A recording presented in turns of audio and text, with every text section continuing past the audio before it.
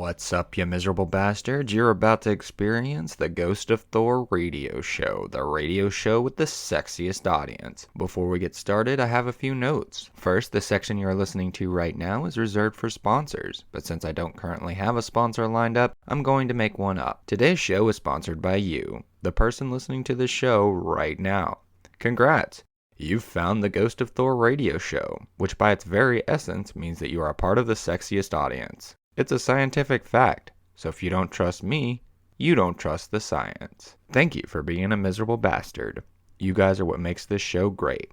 You are the ones who do your own research, think for yourself, and trust your instincts. And that's what makes you sexy. I love you all, and thank you for joining me on this journey. If you are interested in using this spot to promote your business, reach out to me and we will make it happen. Now, before we begin, you should know this show frequently features music. The show is designed to be listened to on Spotify, but for those of you who don't have access, I'm going to be uploading select episodes to YouTube. As it stands right now, there is no visual component, but it is my goal to record my sessions as soon as possible. In order to continue the musical element of the show, I will be uploading the different sections as individual files and adding them to a playlist that includes the music featured. To experience the show the way it was intended to be heard, I would recommend clicking on the playlist when you listen. Unfortunately, I have no control over the ads connected to the music, but the show itself will remain demonetized. On the off chance that the song in question isn't available on YouTube, I will put one that has a similar feel. Finally, this is a censorship-free radio show. I do this so that everyone feels comfortable coming on and speaking what is on their mind. That may mean that you will hear something that will rustle your jimmies. If you do get your jimmies rustled, you are more than welcome to come on the show and we can talk about it. Alright, that's all I have. Hold on to your butts. The Ghost of Thor radio show begins now. Dark to light. The world is changing. Conspiracy theory is becoming conspiracy fact. The Great Awakening is here, and awareness is the new normal. You can handle the truth. This is the Ghost of Thor radio show. And it's time to rustle some jimmies. What's up, you miserable bastards, and welcome to the Ghost of Thor radio show, the radio show with the sexiest audience. I've got a special show for you today, and by special, I mean I have Yellow Banks in the house. This is awesome. All right, everybody, introduce yourself. Hey, my name's Mark. I manage the band mostly, book the shows, soon to be the bassist. Very nice, very nice. And then I'm James. I'm the lead singer and rhythm guitarist. I guess technically songwriter for mostly. So I don't know. It's weird. I'm sorry. I never took so much credit for anything. Hey, we should take credit for what you do, right? All right. I'm Aaron and I play drums. Awesome. That's pretty much it. Alright, and I'm Dylan. I play guitar and I do a little backup vocals, and yeah. Alright, so before the show, we actually recorded a few songs, and I have to say, guys, these songs are amazing, and you are going to very much enjoy listening to them. But we are going to get started with a mood setter, and James, what song is this? This is actually our first recorded song that we did, and then it's actually the second song I've ever wrote everything for. So this song is our first release called Cocaine in My Coffee. All right, so we're going to listen to Cocaine in My Coffee, and we will be right back.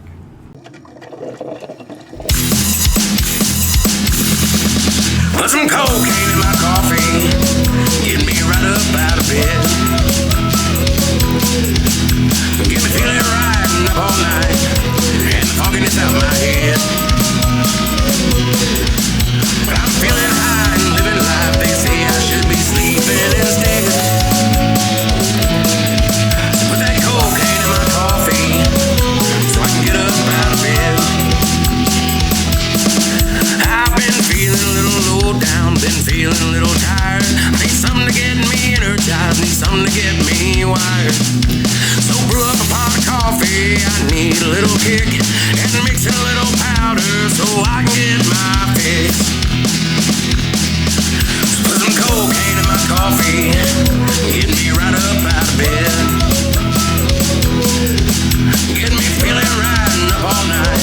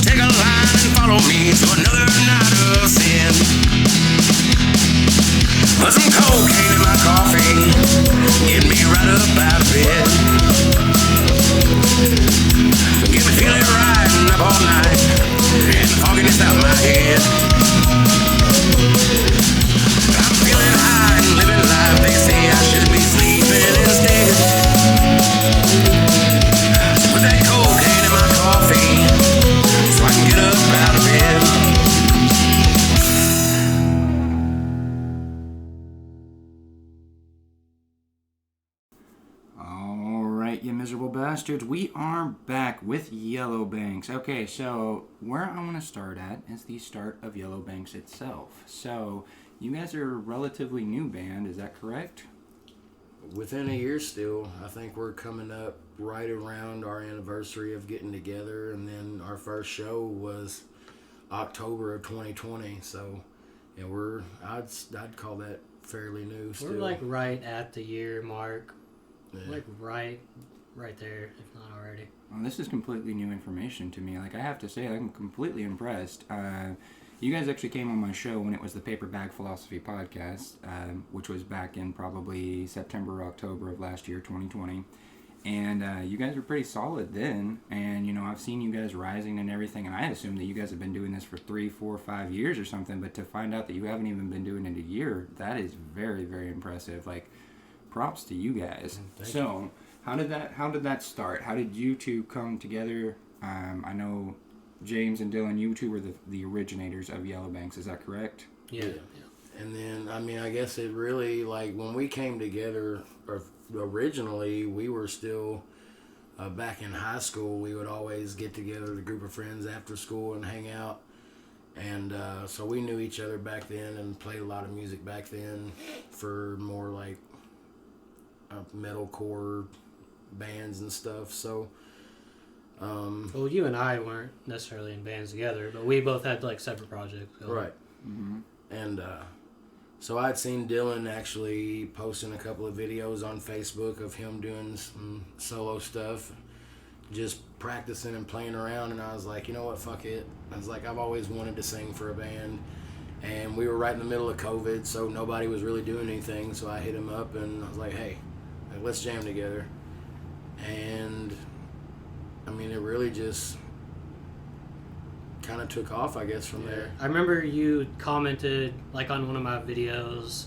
I was like playing a Tyler Childers cover, I'm sure, and you just was like, hey man, we should jam sometime or whatever. And I know you were like mainly just trying to sing, and I was like, nah man, like you got to play guitar with me, like for sure. And then that's kind of like just kind of went from there, I guess. All right. So he forced me to pick up an acoustic guitar. Before that, I had never played anything on an acoustic guitar other than a couple of chords. Really? Yeah. Wow. Well, you definitely come a long way then. Dock of shame. I'm a good teacher, so. And like I said in the intro, take credit where credit is due. All right, so the name Yellowbanks itself, where does that come from?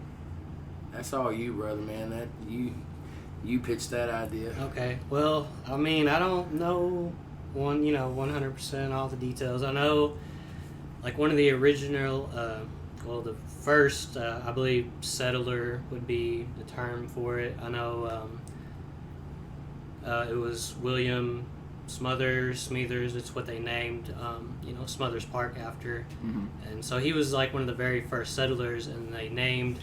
Originally, Owensboro was called Yellowbanks, and apparently it was because of like the yellow, like dirt or whatever you want to say, like the banks of the river, basically. So. And then just the other day, I forget that we was talking about this, but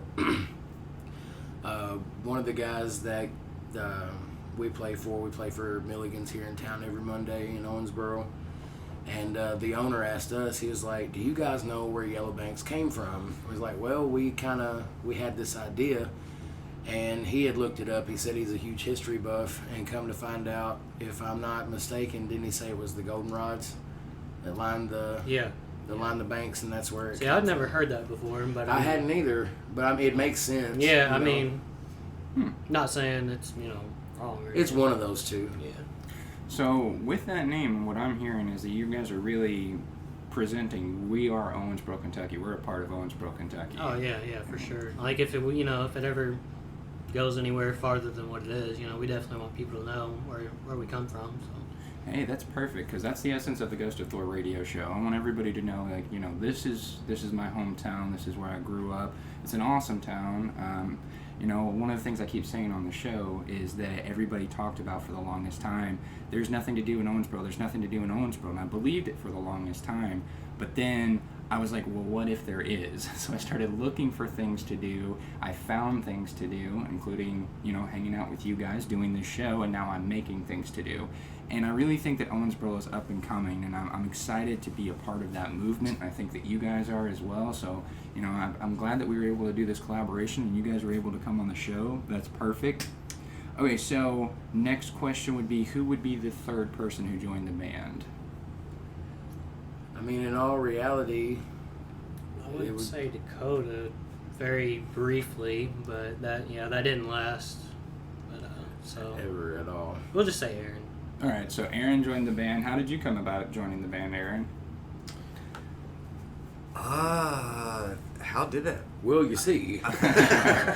Well, what had happened was, no, I've known both of these guys for a long, long time. I don't know who I've known longer, honestly. I would say Dylan. I was probably like 15 whenever we started hanging Yeah, out. okay. Then I would say you. Because I know, we played in Avoid This Panic. Yeah. And These Dreams of Mine, I don't know for sure. Definitely Avoid This Panic. I don't know. I was on the way out when that name change happened, so I don't know the details, but Well, I know, like I said, I was like 15 years old. This dude hits me up one day, like, hey, man, you want to go on tour with me and this group? And I was like, yeah, like, sure, when we leave? And he was like, well, like a day or two later. And it was like 2 days or so, something. yeah, That was definitely the first tour that I had ever gone on, like as a musician. So, yeah, I'll always remember that. That was fun times. Yeah, so I had known him. I'd known this guy. He fell asleep on my couch a couple times whenever we, I guess, first started hanging out. Ryan is definitely the glue in that sandwich and how we actually started hanging out. And I had seen videos of you guys playing online and stuff for sure. I mean, obviously, but I think it would have to be the show that Ryan was up here playing bass for you guys, and I just came out and watched you. And at the end of the night, I think it was you. You were like, "Yeah, so hey, how about next time you just bring that snare along?" And I was like, "Huh?" He was like, "Yeah, just bring it along. You don't really have to do much. Just bring the old snare." And I thought they were joking, but it turns out they weren't joking. All right. So you got the drummer, and then the manager came along. So Mark, how did you join the band? Well, I guess it was. By all rights, if you're talking about joining the band, I'm sorry to interrupt, but Mark's been there pretty much since day one almost. I was gonna say that after I was thinking musician. Well, I mean, yeah, that's where I wanted to go with it. I'm not necessarily joined the band as a musician yet. I'm still picking up the bass, still learning. But yeah, I guess it was in November. I had a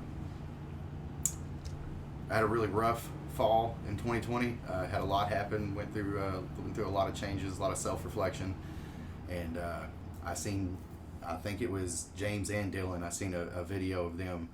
They posted doing "Follow You to Virgie" by Tyler Childers, a cover of it, and I was sitting up at work, happened just scrolling Facebook, seen it, and I just started crying. Well, for one, it was my favorite song. For two, I hadn't seen either one of them in years, due to previous experiences. Me and him was not allowed to hang out in my current relationship that I was in, or not current, but previous relationship that I was in. So it was really cool to see him. Really cool to see him, getting into the kind of the same music that I had been getting into. We always kind of varied real differently in that before when we was hanging out.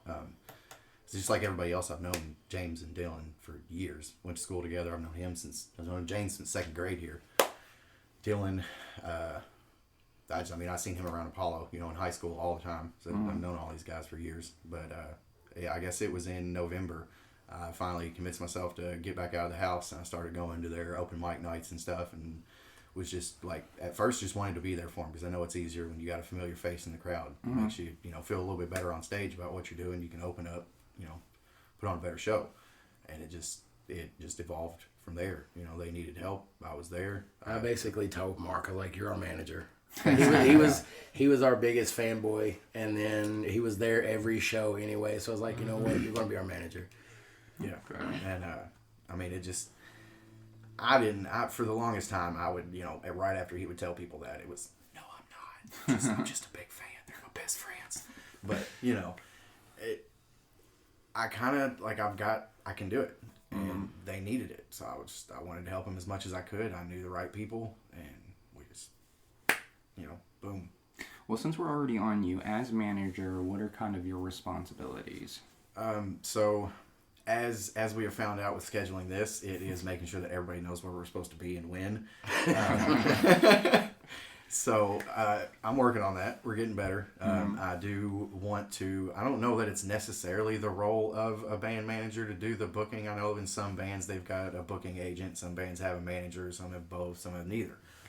But that's one of the responsibilities that I take on with it, just to take some of the load off of these guys. Because when I first came in, it was, Dylan was getting us shows here and there sporadically with, just randomly really. And then James was crushing Facebook anytime, we'd see something. And people would, tag us and stuff on Facebook.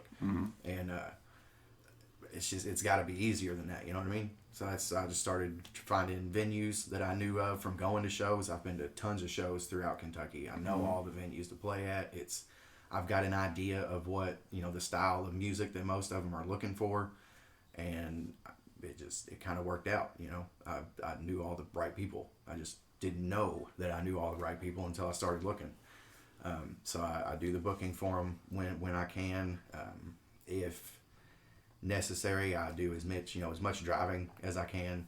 We do a lot of shows over in Louisville. It's really hard on these guys to go do practice all day and then have to drive 2 hours and go play a show and then drive 2 hours back. So I'll try to let them get naps in on the way to a show if I can. If people had superpowers, that would be Mark's superpower. We're not going to get into that, but I am a heck of a driver. Awesome. And I really, other than that, I do really sound setup too when we need to. A lot of our shows, thankfully, there is an on-site sound guy for whatever, promoter or production company we're working for at the time. So that helps us out a lot. But there's been a few times with some of these smaller shows we've gotten for ourselves where we've had to bring our own equipment. It's not necessarily anything that I know a lot about, but I, do good enough, we make noise, and it don't sound terrible. Awesome. That's great. So are you excited to learn bass and be a part of the band itself? Yes, I am, absolutely. I've actually had a bass before and took lessons for it, but I've always been very distracted when it comes to things I was not necessarily sure that I was passionate about. But the bass is definitely something I've always been about. It's my favorite part of any kind of music. Of course, everybody likes bass. That's a big thing. Always turn the bass up. But I like funk music. It's real weird. It's bass driven. It's my kind of thing. I like it. I really like the idea of an upright bass, but I think electric would probably be more of the style that we're going for. But yeah, eventually an upright would definitely be something I would want to have in my repertoire. I'm just saying, optics-wise, if you guys had an upright bass on there, it would look fantastic. Those pictures, that's my thinking too. And everybody would just be like, "Oh my God, that's like a rock band with an upright bass, guys." Right? And that's kind of I don't think it's anything that we've all necessarily sat down and talked about, but I think it's definitely something that we've all really thought to ourselves. Is we don't want to do the normal Americana country band or bluegrass band. We want to, kind of represent, I think, maybe all of them, but bring our own little twist to it. Awesome. All right, so final question, and this is kind of just for a group discussion before we go to the break. What would you say the essence of Yellow Banks is? What do you, when people think of Yellow Banks, what do you want them to think of? That's heavy. Well, I mean, really, I'd like them to just think of us as, normal people in a way. You know what I'm saying? Not necessarily anything special. We just play music for them and family. I don't know if that answers the question necessarily, but I guess that's my input. I mean, it's an answer. It's a good answer. And Mark, you said family. Yeah, family's everything. As a band, you really are a family. It's like I said, I've known Dylan, seen him around Apollo for years, so I've known him for a long time, but we've never hung out until I joined the band, and he's, real quickly, was just me and him, was just as close as me and James have been, and that's what a band is, and we wouldn't be here if it wasn't for our other band families, the guys we play with in Louisville and Lexington and on the road. They do so much for us, and just to throw this out there, because it was a recent one, Bourbon Roots, Cody Glenn. He really helped us out at that show on where we played at Bar Louie about a week ago. Nice. Awesome. Could not have done it without him. And that's what this is all about. I feel that. Either of you have an answer that you want to add on to? Aaron likes to beat things. I guess, I don't know. Like, when people... I guess when people hear it and they think about us, man, I just want them to... I don't know how to put it, but like... Almost like Mark said, like, you know, that's my boy. You know what I mean? Because we've had a whole lot of support. You know, that's my dudes. Like he said, Cody Glenn put us on with the Bar Louie show. I mean, we've had a lot of help from, you know, Dark Moon. He mentioned earlier, Dark Moon Hollow and Nectar Valley is another mostly local band around here that's helped us out a lot. And Yeah, and I'm going to interrupt here as a last, but definitely not least, Larry Napier with FYS Productions over in Louisville. All right. He's the one who runs and manages the Open Arms Festival. He does all the shows at the Tim Faulkner Gallery. If anybody's got any of us on Facebook, I'm sure they've seen it. Mm-hmm. I'm about that share button. But I don't think we would be here today. Even with the support of everybody else, I don't think we would be here today if it wasn't for Larry. Nice. we got recommended to that Open Arms Festival. That was the first show we did back in October. This guy was like, hey, the show's going on. You guys should see if you could get on it. And then we hit up Larry, and he's like, well, what do you play? And we said, well, we cover some Tyler Childers. He said, you had me at Tyler Childers. When can you be here? And that was the start. Like I said, we had just about a month to get a set list together for a festival, and the first show we did, you know, between probably 200 and 300 people there, give or take. So it was, I mean, that was a wild first show, really, just to go there. And the way a friend of ours put it, we just kind of burst onto the scene. It's like nobody knew who we were. Everybody that did know who we were at that festival were gone by the time we played. So it was crazy just how fast everything happened, and it really was. It was because of Larry, you know, giving us a shot and being like, you play Tyler Childers? Bet. So. That's great. All right, so Aaron, I want to give you an opportunity. If you want to answer, you kind of seem like you're like... I'm just the new guy, so for me, for me, I don't know. I just like having fun and playing music with my friends. So you kind of have the same element. I mean, yeah, like it's definitely the same, but I don't know. I'm new. I just play drums. Aaron's very much a background man, but he does a fantastic job, and he really does a lot for us. Everybody in the band does just the most, and it's pretty great. And that's how I feel like a band comes together, and you know, they work out, is by everybody pitching in and working hard. All right, so let's go ahead and take a break. You have a song for us that we already recorded, Hurricane, is that correct? Yeah. All right, so we're going to listen to Hurricane, and that's a cover, or is that one of your originals? No, Hurricane is a cover by band of Heathens. Band of Heathens, all right. So just as a reminder to everybody, if you'd like to support the show, you can do so through Cash App, hashtag Ghost of Thor. That's all one word, Ghost of Thor.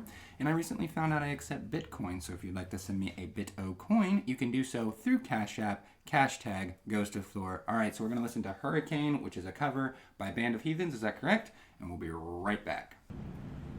I guess this first song that we're going to do is by a band called the Band of Heathens. It's Dylan's favorite song that we do, and it's called Hurricane.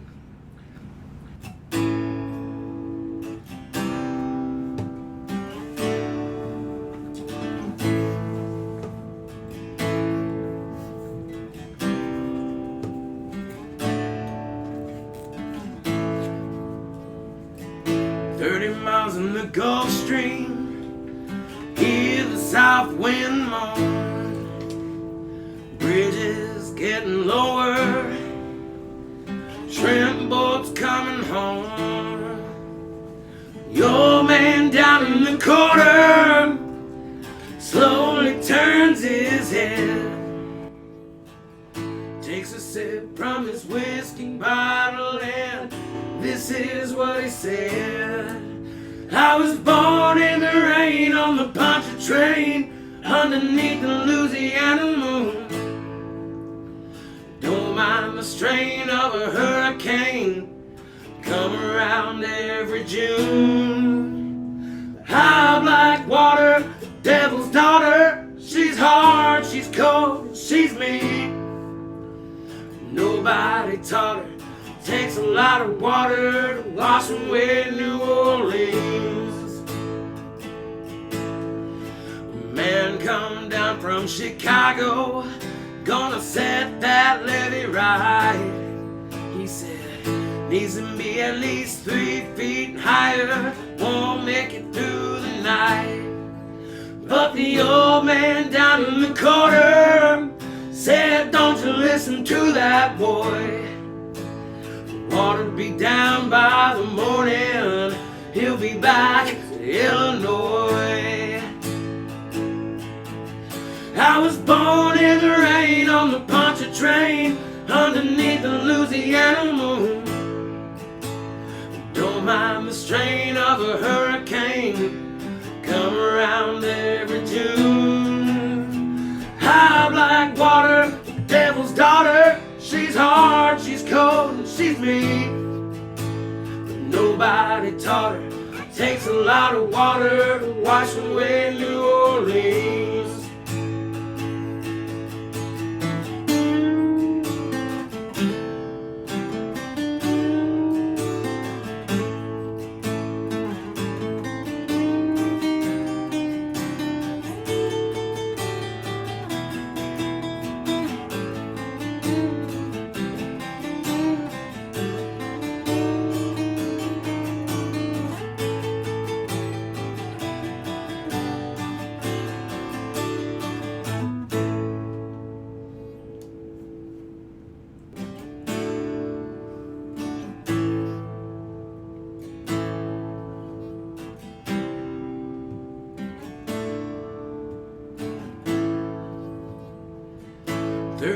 In the Gulf Stream, hear the south wind moan. Bridges getting lower, shrimp boats coming home. Your man down in the corner slowly turns his head, takes a sip from his whiskey bottle, and this is what he said.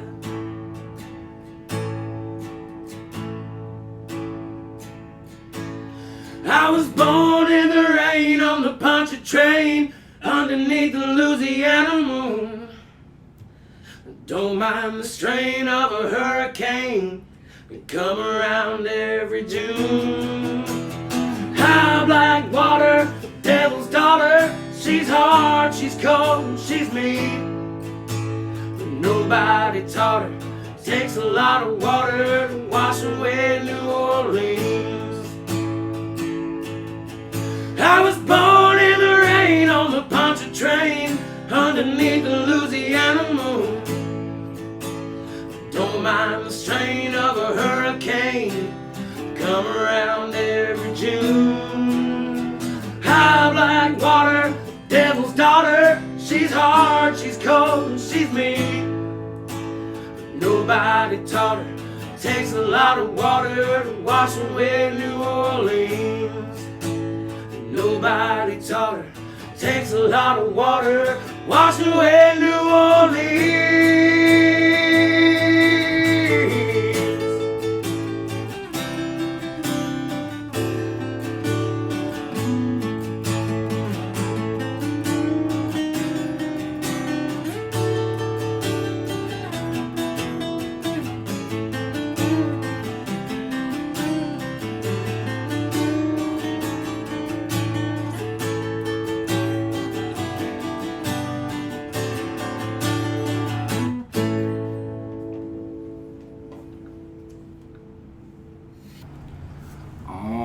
You miserable bastards, we are back and we're here chilling with Yellowbanks, having a great conversation, listening to some music. Appreciate you guys so much coming on the show. So I kind of wanted to talk about your musical influences and your history of music.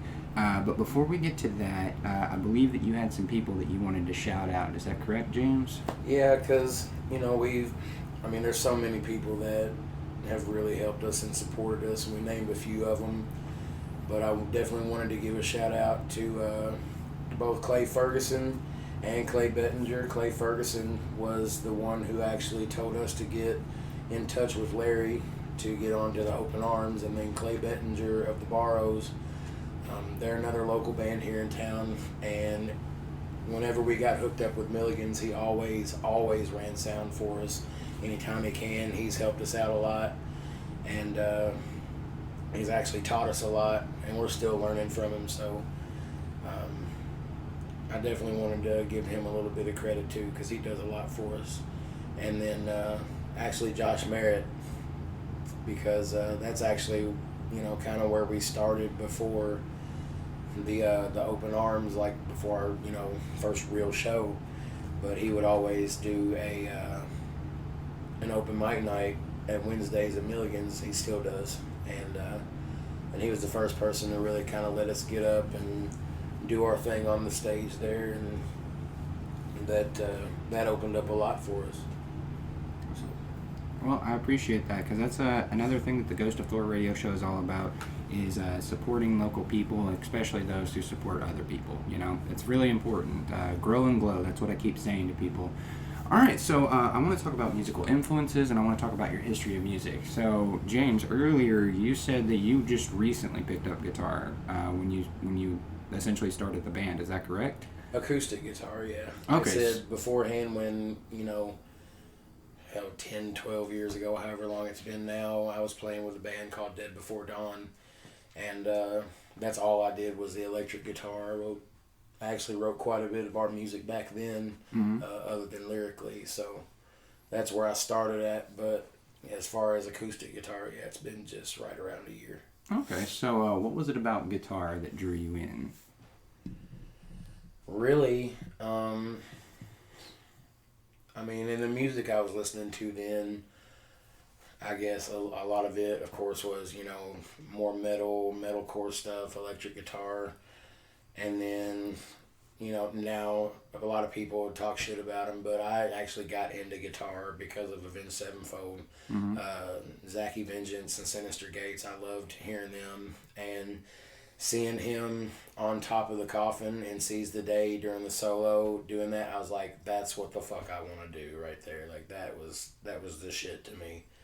And that's actually what made me pick up a guitar in the first place. Nice. So I think Yellowbanks needs to get a coffin for James to be on top of. That sounds awesome. Yeah, you got that's a bucket Mark list. with the huge bass and James on top of the coffin. You guys are going to be visually amazing. I'm going to love it. All right. So that actually brings me to my next question, though. Who are some of your major musical influences?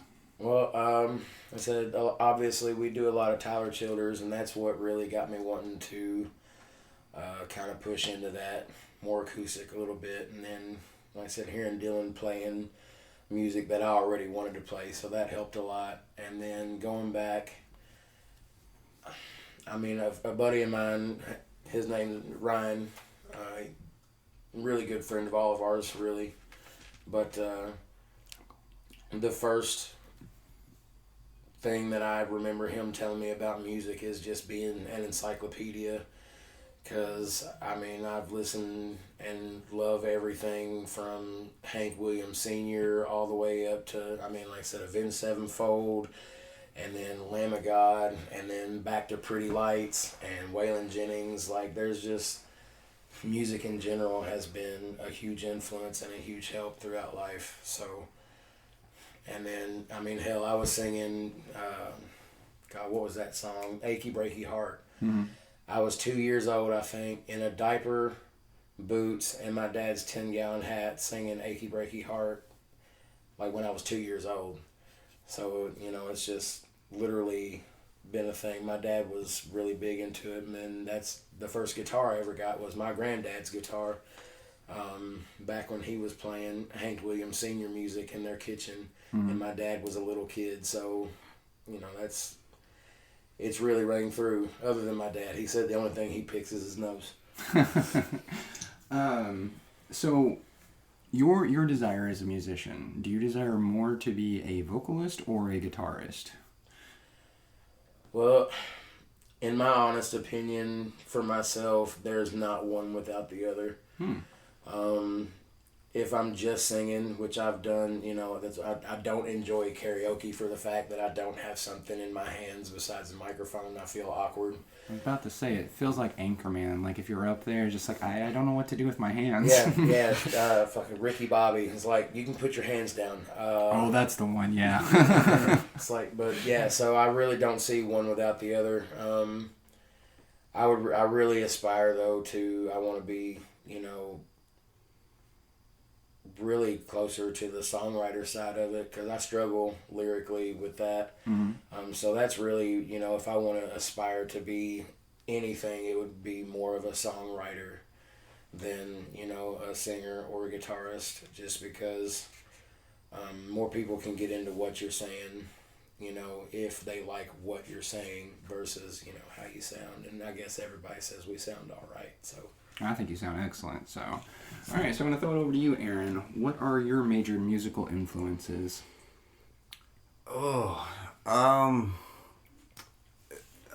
Influences?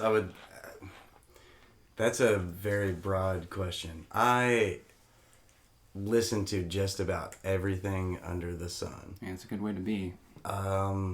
You'd like my radio show. It's very wide on music. I honestly do. I love everything. I would say more what got me into playing, honestly, would be like gospel and country, like old, anything that you would have heard early 90s country radio or a gospel station. That's what got me into music, because that's the only thing I knew existed up until I was probably 10 years old. Other than like watching TV, as a kid and a commercial comes on with a song in it, I didn't really know music was a thing people could do for a job, or like, I just, at church you would see people playing and it's like, oh, that's a guitarist and a drummer, but I didn't really know much music outside of that up until a certain point. And I think that might be why I like so much stuff now, was because I wasn't exposed to it. So once, when you go to school and you get friends that are like, hey, do you like this song? And you're like, I don't even know what that is. And then you're like, whoa, you have headphones on, they're like blowing your mind. And so I just wanted to know everything. Like, what else is out there? And yeah, I can't say that I like everything, but there's definitely something in every genre of music that I do like. Like, there's obviously bands, metal bands that I'm not too fond of, but metal bands I love. Same with everything, if that makes sense. Yeah, totally. Okay, so what age did you start playing the drums, and what was it about the drums themselves that attracted you to them? That's a good question. I started playing drums when I was 6, actually, which is fairly young, but that was due to my grandfather played guitar. He was, he wasn't famous. He was fairly well known, like, around here for being a blues guitarist. And he taught my brother how to play guitar.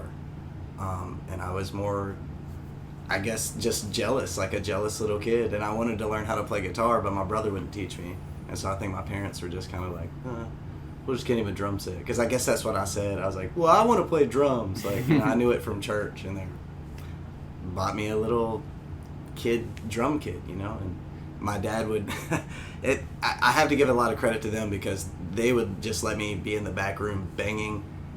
I mean, you're 6, it sounded horrible, and he would just turn the TV up as loud as it could go and just be like, yeah, let him go at it, So that's actually pretty awesome. Yeah, it was pretty cool. And then, I had my brother there. Like, we never really, I don't know, it was a weird thing. Like, we would talk about music a lot, but we didn't really play that much. But, I had him there to, like, kind of show me and guide me a little bit. Like, like I said, he didn't really want to teach me, like, so, but we were little, younger too. And your little brother, you don't want him to do what you're doing. So I get it. But yeah, that's why I started playing drums. Awesome.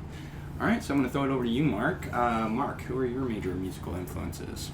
I mean, it's just like with everybody else, it's a really broad range. I get into a little bit of every kind of genre of music, but I'm really picky about it, I guess. Mm-hmm. So it's more of like I'll get into a subgenre of another genre or whatever, And so early on, my biggest ones were like, it's the area we live in, country. That's mm-hmm. all I heard on the radio. My dad was a big, 80s rock and roll fan and stuff. He loved AC/DC, but we, just mostly what we listened to was country. And so I didn't really get into the rock and roll at an early age. Reba McEntire, Shania Twain, first crushes probably, you know what I mean? I just absolutely loved their sound. I loved how much passion they had. Like, you could just, whether they had the passion for the music or not, or went for it for the money, it was tangible in their songs. You could hear, so it was just, to me it was good. And I really got into it. And then somewhere around maybe 10 years old, I discovered who Linkin Park was. And I was like, oh wow, this is a type of music. And then not very long after that, my dad got rid of all of his old CDs and stuff. So it was like AC/DC, Black Sabbath, Masters of Metal, Volume 1, 2, and 3, and it was over after that. I was a rock kid. I got into metal after that. It's as far as that goes, AC/DC was always a big inspiration to me, and everybody likes to discredit them because they did play very simple music. Mm-hmm. They did, but to me that's what's impressive. The big joke on AC/DC is they wrote 5 albums using 3 chords. But can you? Yeah. Can you use 3 chords that many different ways?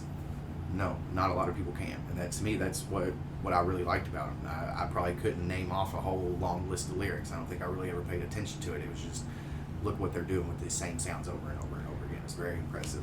I have to say about AC/DC, I'm actually a decent fan. Like, I'm not like a super fan or anything like that, but I like AC/DC. I feel like AC/DC is one of those few bands that actually is able to capture the spirit of rock and roll. Mm-hmm. Yes. Like, a lot of bands will be like, yeah, we're rock and roll, but they're not. Exactly. Tenacious D, I feel like, is another big one that captures the spirit of rock and roll, especially with their song Tribute. That's what absolutely. Rock and roll is. Yeah, 100%.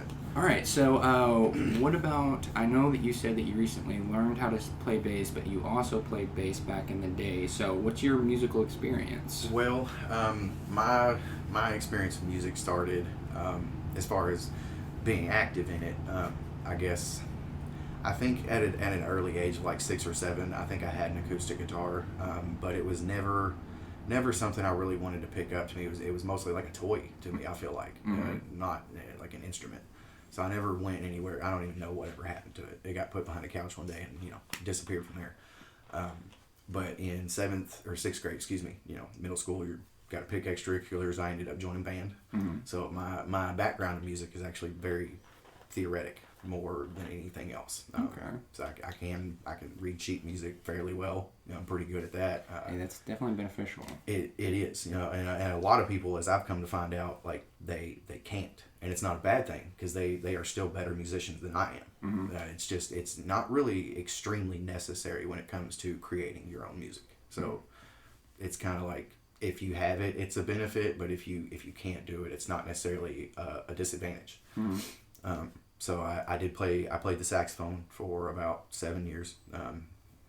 Really awesome. Again, not necessarily something I was passionate about. It was just at Burns Middle School, when they line you up for band to figure out what instrument you want to play, they give you all the mouthpieces to every instrument, and whatever thing you can make a noise on, like, here, that's what you play. So I could make a noise on the saxophone, and my mom didn't want me playing percussion. So there's that story.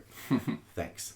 I love it. The saxophone is beautiful. One of my favorite EDM artists, Grizz, kills it. And he does this wild electronic mix and then lays over his own saxophone covers. Awesome. So like for his latest album, Rainbow Brain, the video for that single, he's actually using a loop pedal, and he'll play a few riffs, loop it, play a few more, loop it, and then he's got, of course, EDM and the turntable in the background that he puts over it when he masters and produces the songs, and it's fantastic. And of course, it's the jazz. I love jazz.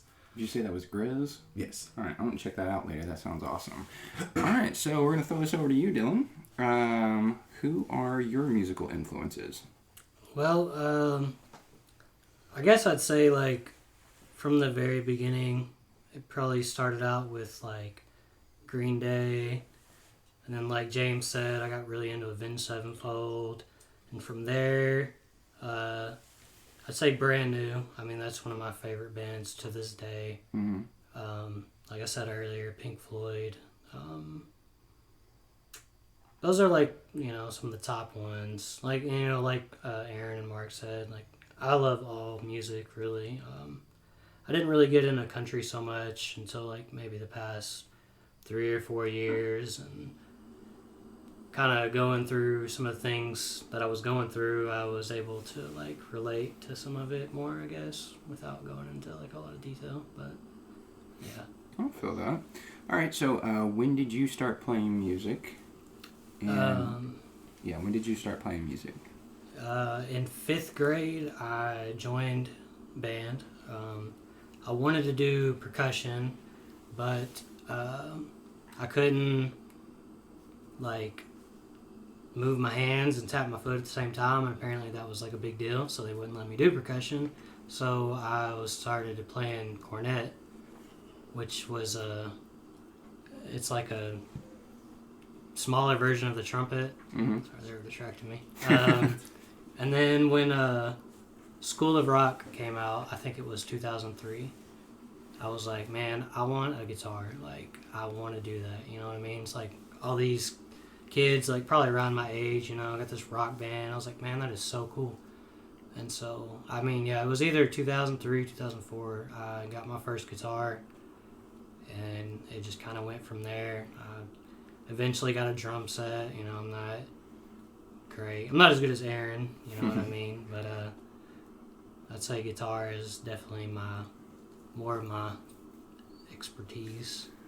You know, it's very interesting that School of Rock was that influence on you, and I'm very curious. I wonder how many musicians of this generation were actually inspired by that movie, because I bet you there was a bunch. Yeah, I James is guarantee over you. here raising his hand. Were you inspired by that movie? I was, man. That as a musician, that movie was very inspiring. I can agree with that. That's not something I think of, but I mean, even Jack Black to this day says that's probably the best thing he's ever done is that movie. Yeah, So- for sure.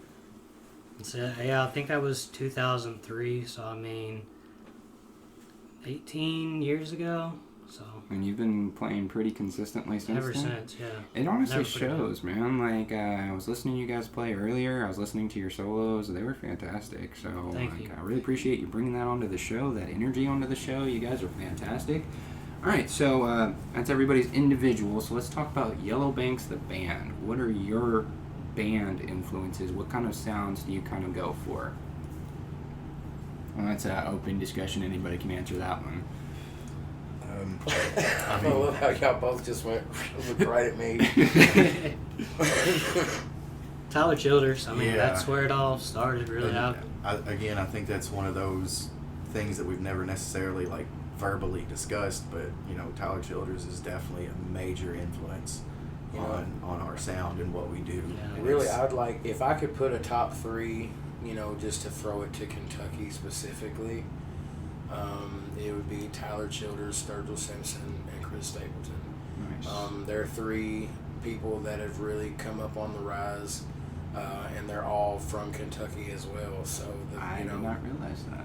yeah, they're a little Eastern. So you know, I'd like to say that I want to catch up to those guys, and that'd be somebody that I'd really like to share the stage with between them, just for the fact, like I said, you know, Eastern Kentucky's really coming up. So I'd like to help any way that we can bring Western Kentucky along with that.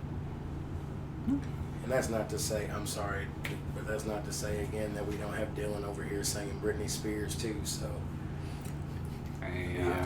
like I said, we definitely want to pay homage to everybody that's come before us, but we're gonna put a little twist on it. That's what you want to do as a band, I believe. You know, you want to create something that's new and exciting, but still relatable to what was old. And Yeah. I do think that you guys are pulling that off. And like James said with the Britney Spears, you know, we do a Toxic cover, and it's You guys nobody do a wants Toxic to cover. And nobody wants to admit that that you enjoy Toxic, but we have convinced and prodded and finally gotten Dylan to play it or sing it because it is one that he sings, and to a couple of bigger crowds that we've done, and they lose it. Like it's everybody gets into it, and that was one of the things that I found with once I decided that I do want to be interactive in music after going through all my music festival and the show kid phase and everything. It's you go to shows for the bands that are playing because you love their music, but one of the things that people don't really often talk about is the great little surprises when you go to a show and this band pops off with a cover of a band that you would never imagine they'd listen to, something completely out of their genre, and they put their little spin on it, and that's my favorite part of a show. I love it. We've talked about it plenty of times. Dark Moon Hollow, the singer Trigger Trey, he does a cover of one of the Shania Twain songs, the one where she's like, "Let's go, girls." That one. No. Who is that? No. Fucking Bourbon Roots does that one. They started Bourbon Roots. that one. Okay, Bourbon No, Roots. Who was it that? Trigger Trey does Redneck Woman. That's okay. Nice. Excuse me. Thank I'm you. a redneck Yes. woman. And it's the crash energy bar. that they put into it. I mean, obviously when they were like, "Hey, let's do this on stage," it was like as a joke. But that, just like with everything else, something you do ironically turns into, They start that song and everybody loses their damn It's the minds. energy that comes with it, and that's the best part about going to a show. That's why I love it when we get Dylan to do his little bit there. It's everybody has a good time.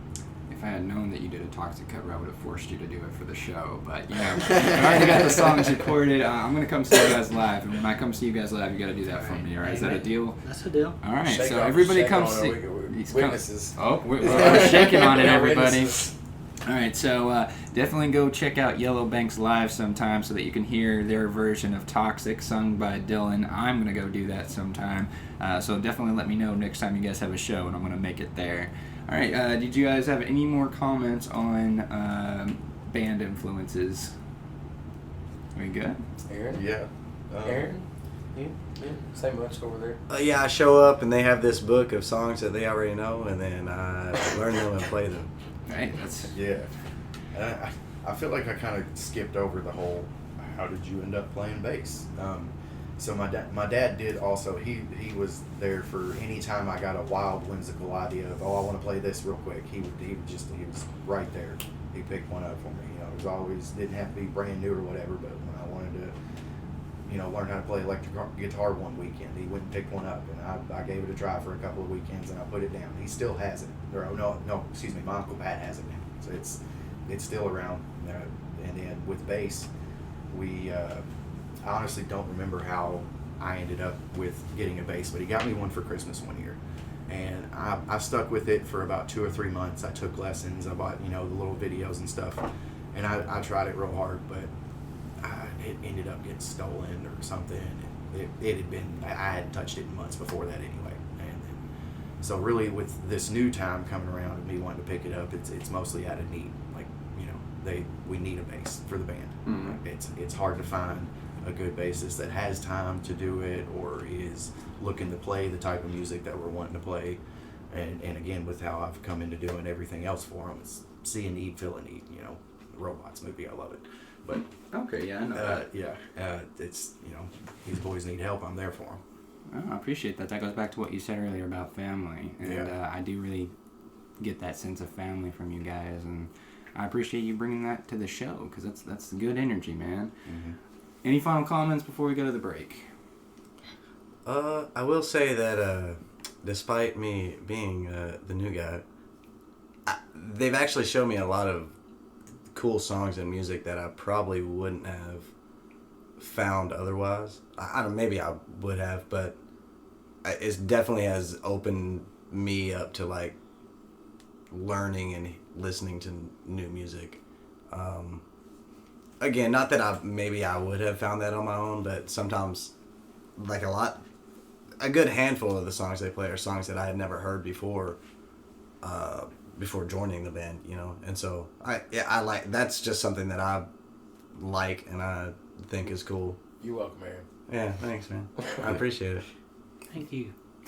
All right, so I think we're going to take a real quick break, listen to another one of the songs that we pre-recorded earlier. Unfortunately, it's not Toxic because you guys didn't tell me you guys had a Toxic cover, but I'm going to come see you guys live so I can make sure that I check that out. Hashtag Free Britney, just going to throw that out there. All right, so the next one we have on the list is Keep the Wolves Away, and is that a cover? Or? That's also a cover. It's Uncle Lucius. Uncle Lucius. All right, so we're going to listen to... Keep the Wolves Away, cover by Uncle Lucius, and we'll be right back. Just as a reminder, if you'd like to support the show, you can do so through Cash App. Our cash tag is Ghost of Thor. That is all one word, Ghost of Thor. I recently found out I accept Bitcoin, so if you'd like to send me a Bit-O coin, you can do so through Cash App, cash tag Ghost of Thor. All right, we'll be right back. Now, this next song here, it's called Keep the Wolves Away. It's by Uncle Lucius, and generally anytime we play this song, I always like to dedicate it to my dad,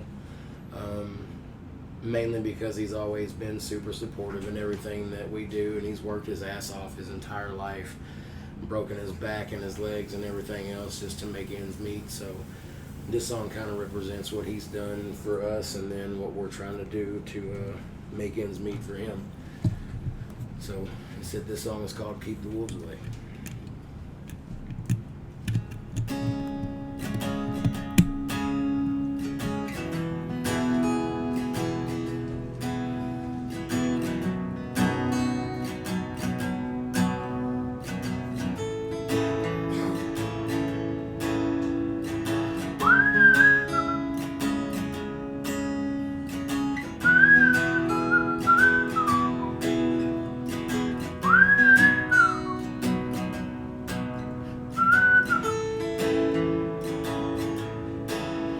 Took my first breath where the muddy Brazos spills into the Gulf of Mexico, where the skyline's colored by chemical plants to put bread on the table of the working man, where the working man does his best to provide safety and shelter for kids and a wife.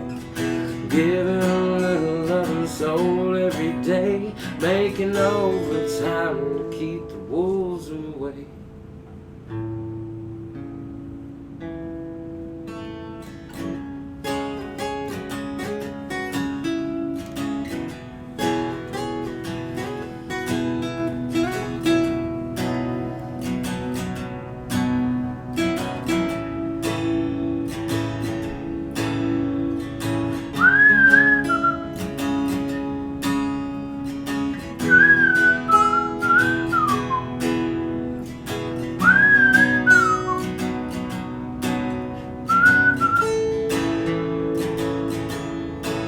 I was barely 13 when the company man tried to dig my daddy's grave.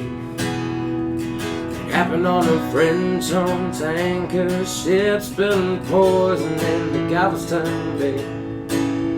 Well, the liquid fire filled his lungs and his eyes, and it silenced any mortal cry.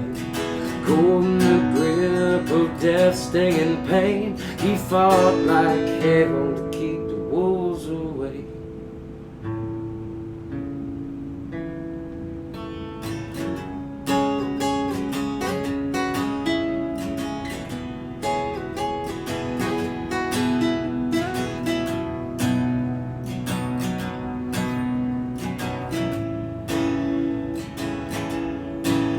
For the next few years, Dad was sick as a dog, but he made a recovery just despite the odds.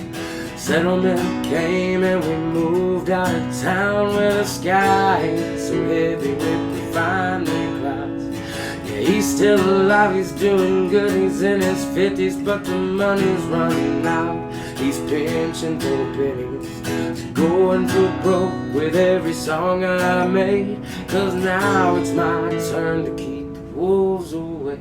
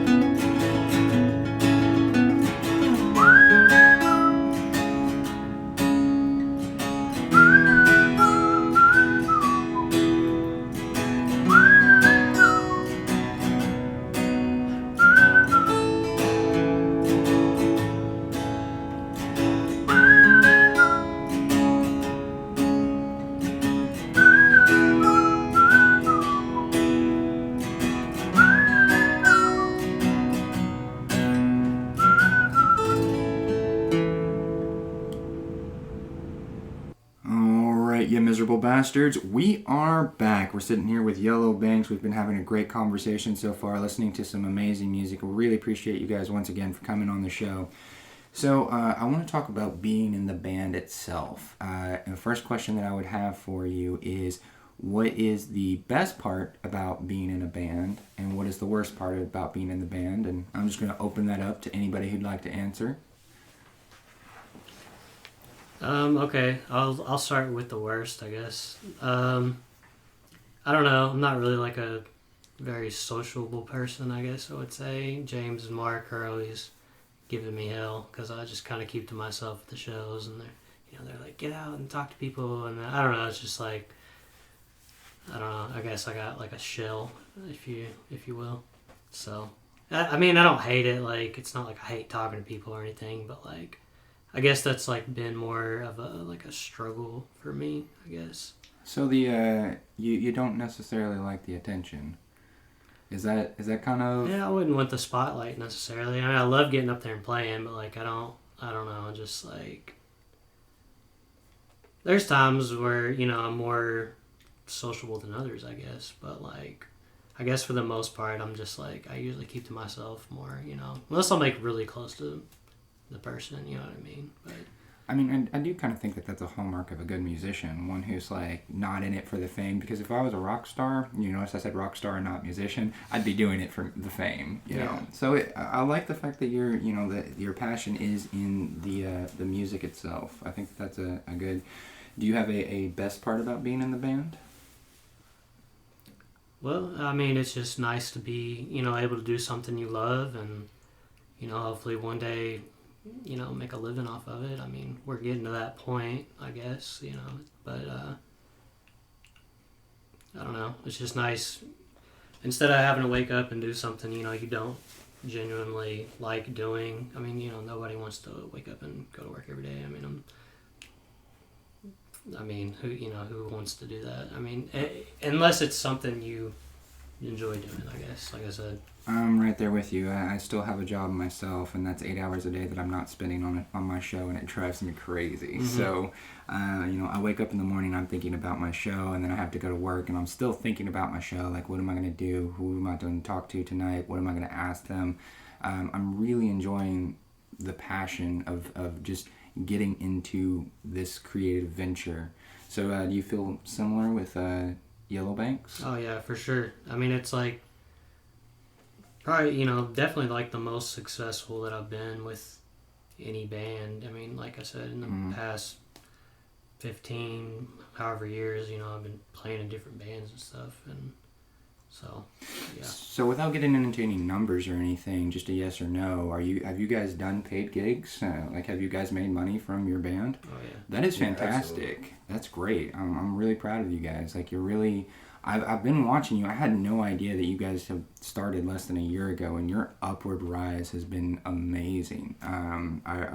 So yeah, I think that's fantastic. Does anybody else want to answer that question? What's the worst part about being in the band? What's the best part about being in the band? There's really like, I don't know, there's a lot of pros and cons, I guess. Like, on one sense, yeah, we have done a lot in a year, but then here, there was a couple of months there where we didn't do a whole lot, and it felt, it's kind of a roller coaster in that sense of whether or not you know what's going to come and what's not. And so I guess that would be one of the cons, like I said, because when you come to those points, you almost feel like you plateau in a way. And I have to remind myself personally anyway, it's like, look, we've only been doing this a year, and, for the biggest part of what we have been doing, it was just a 2-man band. So, there's a lot of places that don't, respond as well because you don't have the full band and this, that, and the other. So, that's been a little bit of a struggle, as far, I guess, as a band goes. And then, but, as far as a favorite part goes, just being up there, it's almost, for lack of a better word, it's a high. Mm-hmm. You get up, especially when you get up in front of a new crowd, a new set of people, and just, seeing the look on their face, having never heard you, and then, like, who are these guys like that? You know, it's a really good feeling to have. Nice. So I like that. And then, like I said, just the opportunities that it's opened up, being able to travel.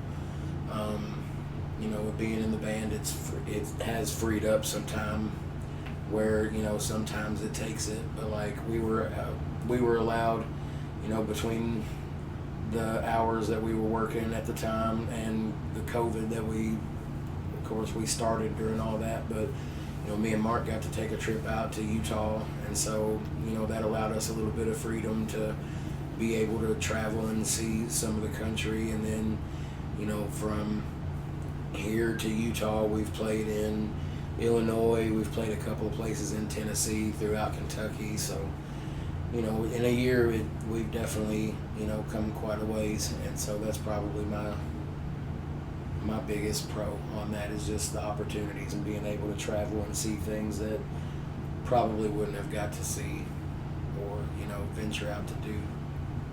Yeah, I definitely feel that. You have a response to that, Aaron, or are you good?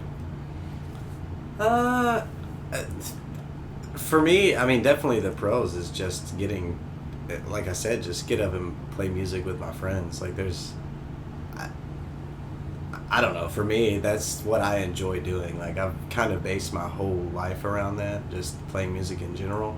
So still being able to just get up and, like I said, learn new songs and play music with people I genuinely like being around is a huge pro for me. A con, I guess, is that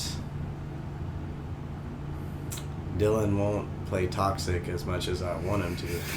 It's a huge con. Okay. Because I feel like it sounds so cool the way they do it.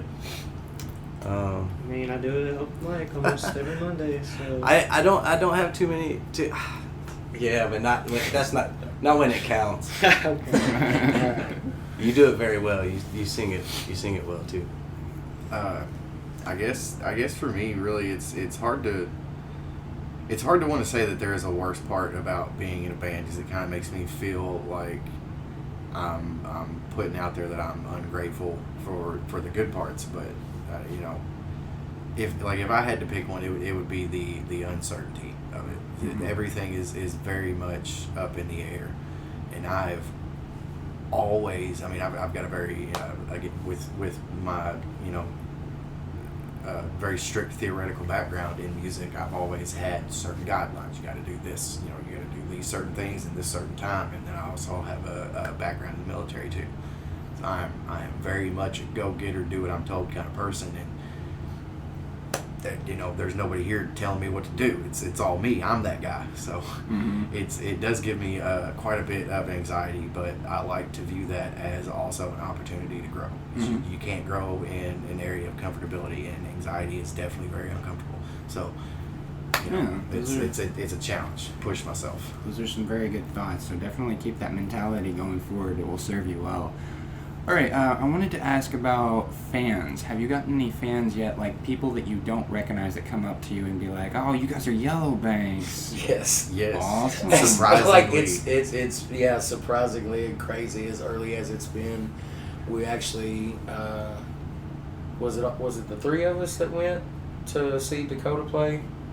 Oh yeah. I don't think I was there. No, it was me and you, and then I think.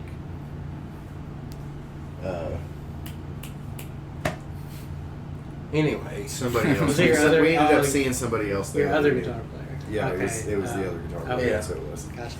but we went and saw them play their first show at Bar Louie, and somebody that had come to watch them play, we were sitting outside talking to them. It's like, yeah, we're part of Yellowbank's. Like, well, I've heard of y'all. I had no clue who, and it was like an older couple. Mhm. You know, they were probably in their 50s or 60s. You know, it's like a grandparent, mom type figure, whoever it was to them. So like, I've heard of you guys. It was like just the most recent example, I guess. So it's really crazy that has happened.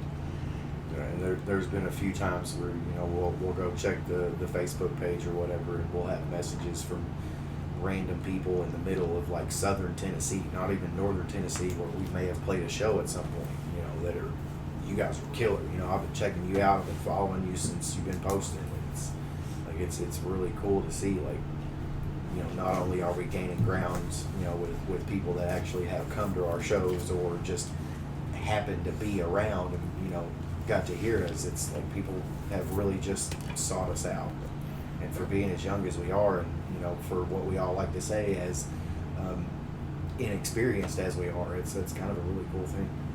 Real quick, I remembered I wanted to do this at the beginning of the segment, but I forgot. Earlier you said that you wanted to do a shout-out, Dylan. Yeah, to my buddy James, a.k.a. your homie Swoop. Your homie Swoop. Love it. Yeah, he actually, his latest single, If Today Is the Last Day, it's an awesome song. You know, I just wanted to give him a shout-out earlier, and I totally forgot about it, but, you know, it's you know, I feel like we support each other as musicians, so, you know, like, we're kind of each other's fans, I guess, in a way. And I definitely recommend people go check out If Today Is the Last Day. I featured it on one of my shows not too long ago. I can't remember which one. I think it was, I did one the other day with Jacob Temple, is the name on that. It's episode 49, I believe. We talked about Epstein and Bohemian Grove, so that was a very interesting show. Wow. But your homie Swoop, he sent me the single, and I didn't see it for a day, but then I saw it and I listened to it. I was like, dude, this is fire. I'm going to put this on my show. And he was like, thanks, man. Hell yeah. So, I love doing that, like the Grow and Glow thing that I'm talking about. Let's all support each other. I throw local musicians on my radio show whenever I can, and I appreciate you bringing these people. All of you have shouted out. Actually, and that reminds me too, just the other day, because my girlfriend started us a TikTok months ago, and we got a semi-viral Sturgill Simpson song on there. We got just over 30,000 views on it. That's what's up. But there's another group here in town, Dem Bourbon Boys, and Frank Embry actually gave us a shout out on their TikTok on his live feed once too. So I want to give a shout out back to those guys. Check them out. They just for the fact that, you know, just like Swoop, man, it's a completely different genre of music, and the fact that they are supportive of us, and, you know, vice versa, it really means a lot, you know, to cross those boundaries and have that here in town. Awesome. All right, so yeah, I just wanted to get that out of the way real quick because I had forgotten about it at the beginning of the segment, and I know that you had said that you wanted to do it. And your homie Swoop came on the show at one point. I don't know what episode number that was, but it was a really good show. He shared some of his music with the audience, and so I encourage everybody to go check that out. So I wanted to ask you about practicing. How important is practicing to your band? What's funny here? It is funny to say because it is extremely important. Just like with anything else that you want to be successful at, or you want to do to the best of your abilities, practice is always extremely important. Now, with that being said, I feel like in the spirit of honesty, I should also say that we do not always make that happen.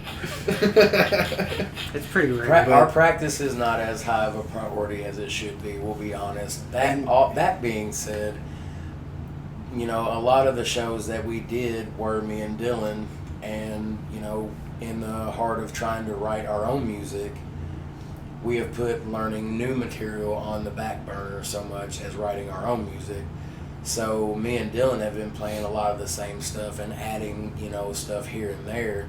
So anytime we play, we've practiced and got those solid. And yeah.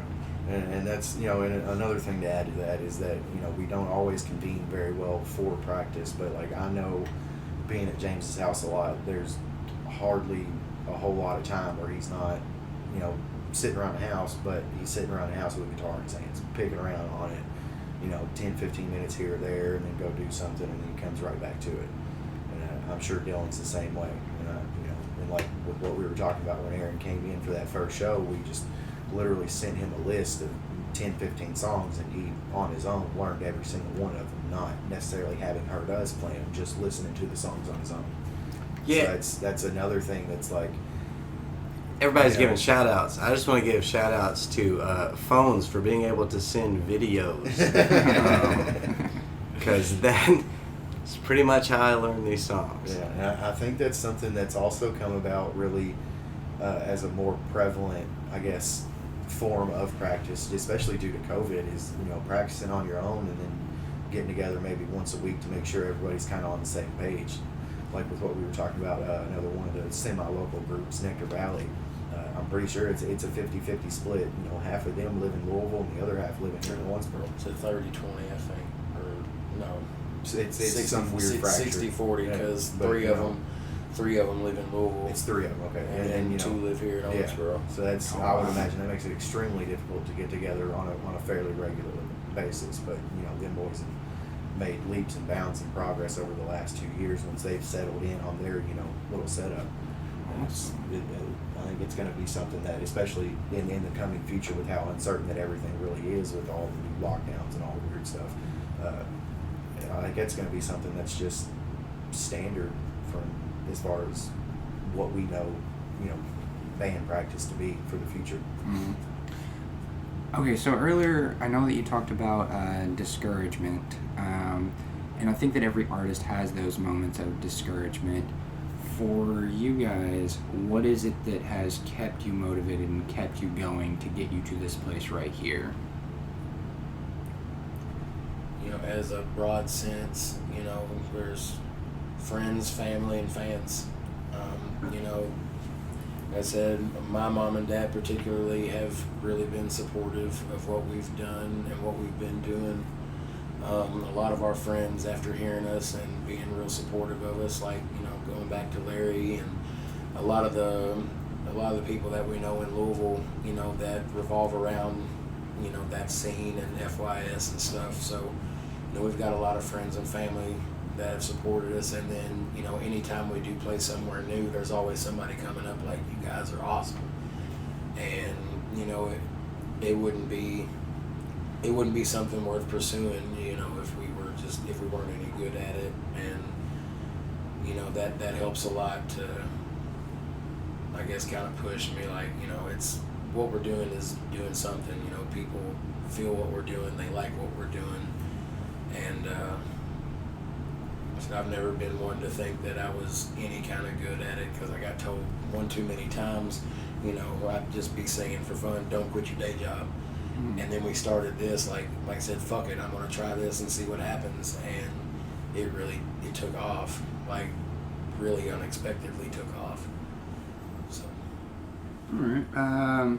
So I know that you talked about TikTok. I know that you talked about networking with other artists. What are other methods that you use to market and get your name out there?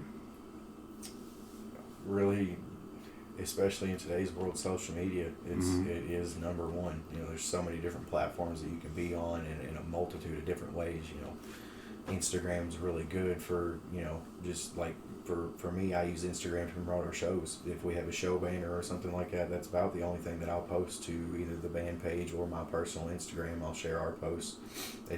It's not, you know, obviously not the greatest for like videos. You couldn't put a whole show and post it to Instagram because it breaks it up, you know, in little segments. Facebook's obviously not the best for that, but it is the most user-friendly platform. You could do anything as far as like promoting and publicity with it.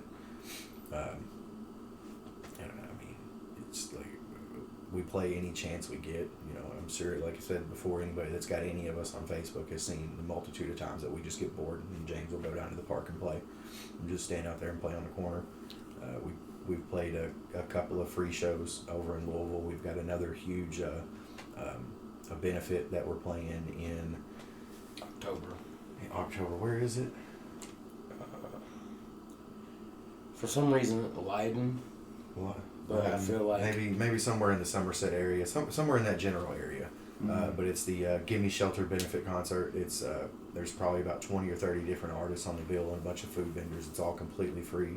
Awesome. We were the guy that's putting it on, Brian Alvey. He reached out to us over Facebook, and you know, was just asking like, hey, this is what we're trying to do. Would you be interested in playing a free show? And it's like, I'd already told him yes, but I made sure to get a hold of the guys. It was like, hey, look, this is a free show. We'd be willing to do it. It's for a good cause. And everybody was immediately on board. Awesome. What was the date of that show again? October 2nd. Yeah. October 2nd. All right. Awesome. Okay. Final question before we go to the break. In if there's anybody out there listening who is thinking about pursuing music or starting a band, what advice would you give them? Just do it. Yeah, that's what I was gonna say. Like, don't Do it. wait. Like, Yeah. a lot of people would be like, "Oh, I wish I would have done that," so long ago. But like, putting it off, that's not gonna get anywhere. Like, No. if that's something you want to do it. Right then and there. Like, don't keep putting it off. Yeah, I wish for I would sure. have started years before I did. I mean, even though I was probably 13, maybe when I started. I wish I would have started 5-10 years before that. Because, well, not 10, but you know what I You're 3 mean. years Like, old. I the mean, hey, that's a good younger time to you start. start, like, the better and better you're gonna get. I mean, the longer you put it off, the longer it's gonna prolong that, I guess. So. There's a quote, it's attributed to Mark Twain, and like half the quotes on the internet are attributed to either Mark Twain, Albert Einstein, or Marilyn Monroe, so I'm not sure it's actually Mark Twain, but it says the best time to start was 5 years ago. The second best time to start is today. And I always think about that whenever I'm, if I'm in a rut or something like that, like, I started the show a few months ago, and I believe that this is my 51st episode. And I think just as I hit that 50 mark, it started to dawn on me, hey, I've got a lot of shows under my belt. I've got a decent amount of experience going on. It's wild how quick that builds up. Exactly. You don't notice that number building up. You just focus on your art. You focus on the creative process. And then next thing you know, it's like, oh, look at all of this stuff I've done. And I think that that's pretty great. So, yeah, that's actually, anytime that I talk to a creative person, that's what they say when I say, what is your advice to people? They say, just do it. Just fucking do it, dude. Yeah. Whatever it is that's holding you back, if it's, for me, a lot of times, like, the only reason I never, like, fully pursued any sort of musical career with my saxophone is, honestly, it wasn't cool. There was nobody out there doing anything other than your typical classic boring jazz with a saxophone. And then here we are 10 years later, and the top artist in EDM in the globe uses a saxophone with Grizz, like we were talking about earlier. Just whatever it is that's holding you back. Just if it's something you want to do, but you think people are going to make fun of you, or people are going to ostracize you because it's not the new thing, it's not the cool thing, or it's not what's happening now. Screw that. Throw all that out the window. First off, if you're going to do something that is a passion of yours, and you're going to put everything you have into it, and people around you aren't going to support you, those are not your people. You will find your people. Follow your passion, and you will find your people. It don't matter how good you are. Like, not everybody's gonna like it. Like, it's But gonna be if half and one half. person likes it, many are going to like it.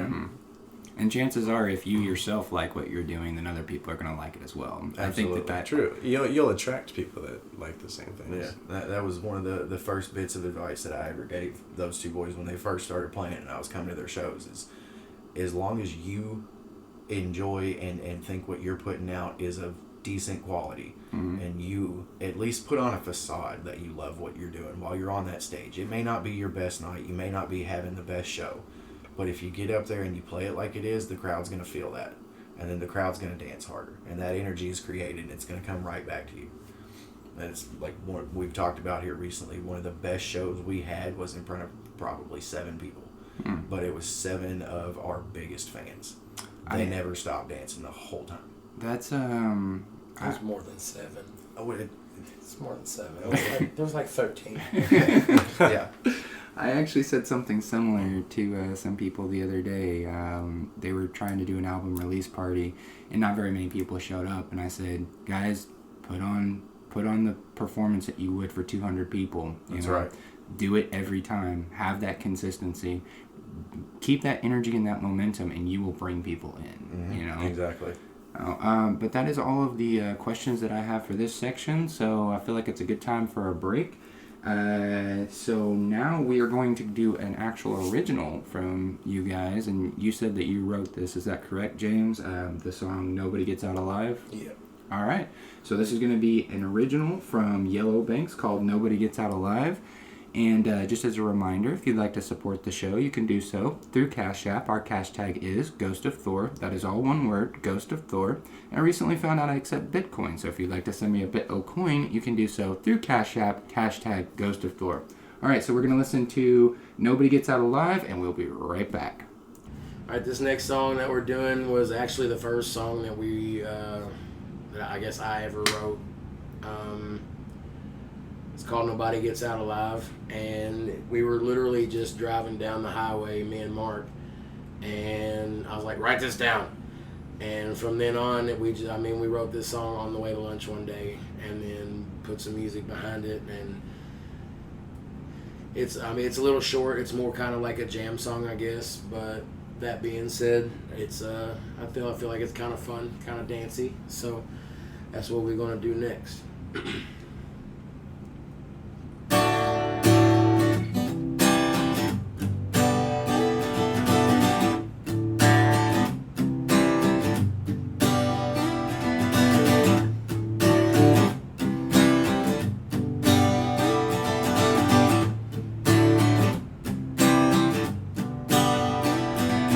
All them girls I loved before, they don't know about me. Sooner or later see my name in the paper and my face on a TV screen. 'Cause I know one day I'll make it through the racket and the life that will be mine. Have a house in the hills with my lady right beside me. I'm surrounded by water and pine. But I ain't there yet, so I gotta keep working in the hell they call 9 to 5. And I'll chase my dream till the day I die, 'cause nobody gets out alive. Nobody gets out alive.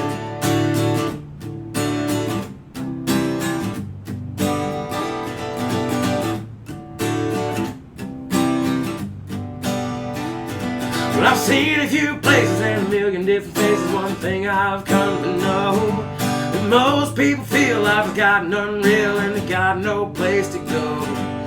Get yourself right and get yourself together. We can go out on the town. We won't stop till they call the cops or we burn the whole place down.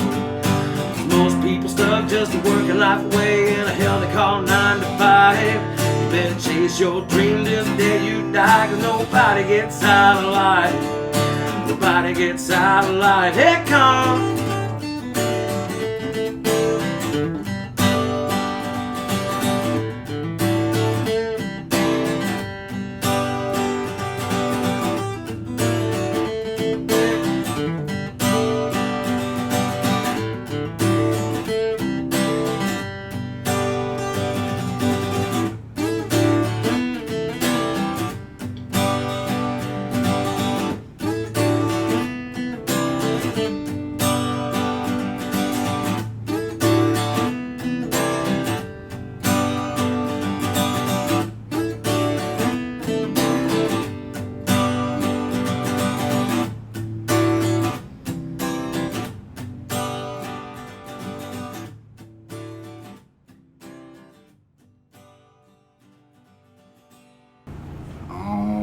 you miserable bastards. We are back. Once again, we are talking to Yellow Banks. It's been a great conversation so far. Learned a lot about them, about their band, about their process, about their influences, and I've been listening to some great music. Once again, totally appreciate you guys coming on. This has been an amazing show so far, and I really, really am grateful for it.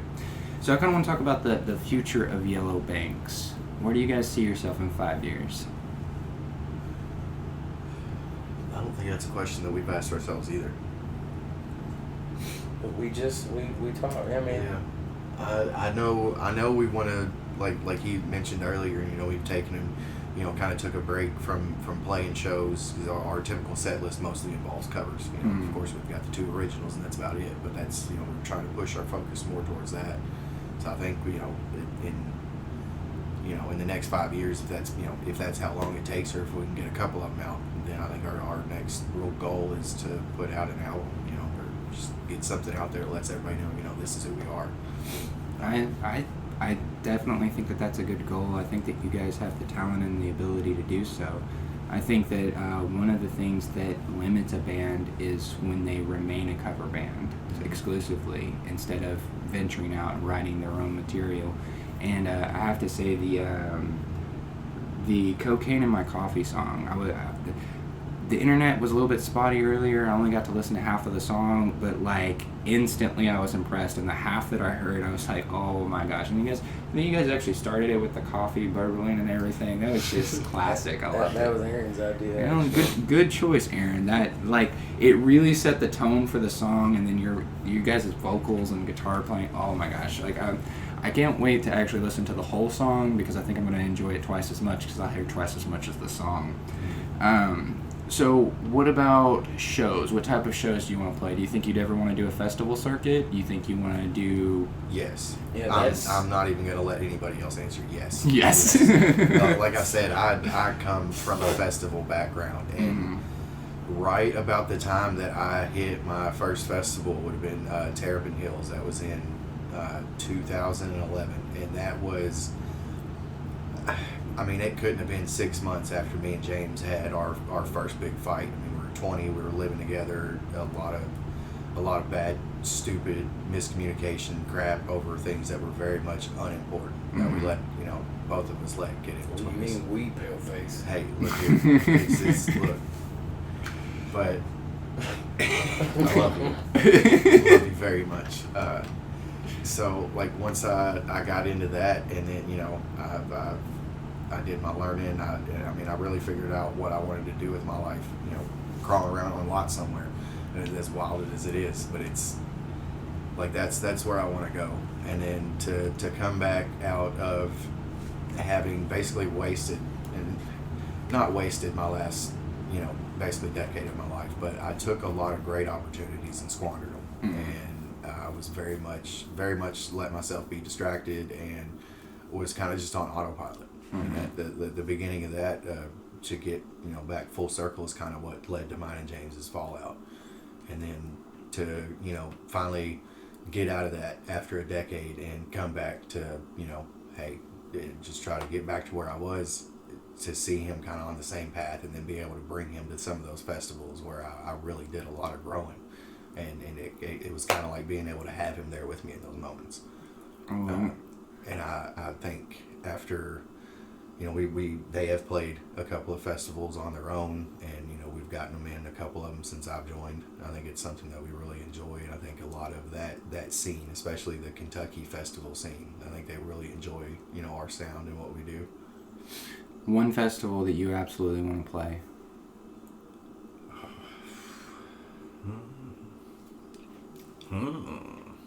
I'm so new to festivals, so I can't even say.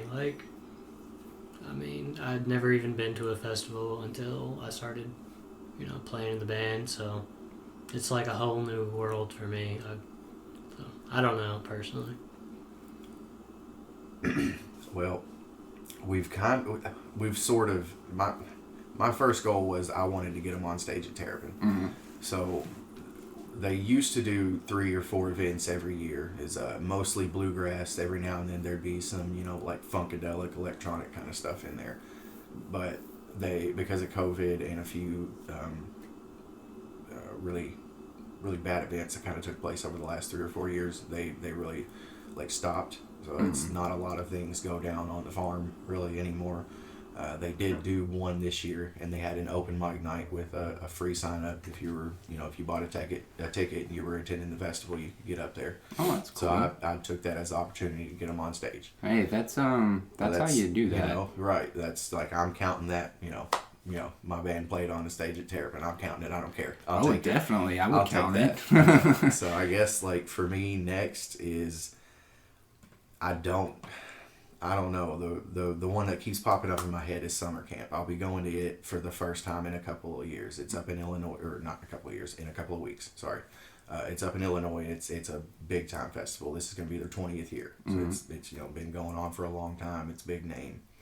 Maybe there one day. I don't know if where we're going with our sound is kind of what they do. So if not, it's no big deal. But there are a lot of other festivals that are just now starting to pop up, these really small ones that have been kind of mostly private gatherings for the last 2 or 3 years, and now that the scene kind of squandered out after COVID, a lot of these older, more established events and venues aren't really doing anything. So these new people are really stepping up and kind of hey, we're here and this is what we do.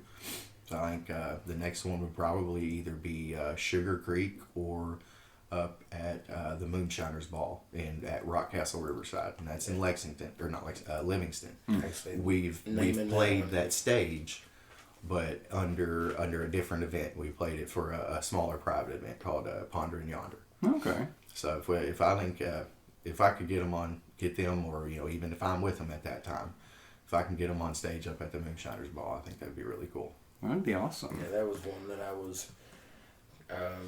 Actually, it was mentioned to me after Open Arms, after the first show we did. That was something that Larry asked, like, you ever heard of Moonshiners Ball? I was like, no. He's like, you should check it out. And then from then on, I was like, yeah, that would be one to play. Like, I would really like to play Moonshiners Ball.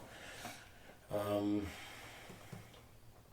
we threw like this mini festival in my parents' backyard, and we called it the Backyard Boogeyman, and we invited like 50 people, and something like 80 people showed up. It was like Project X. Two people almost flipped their car in the front yard. People were running around spinning fire, and we had live music and lights, and we had vendors set up in the backyard. I mean, it was literally like...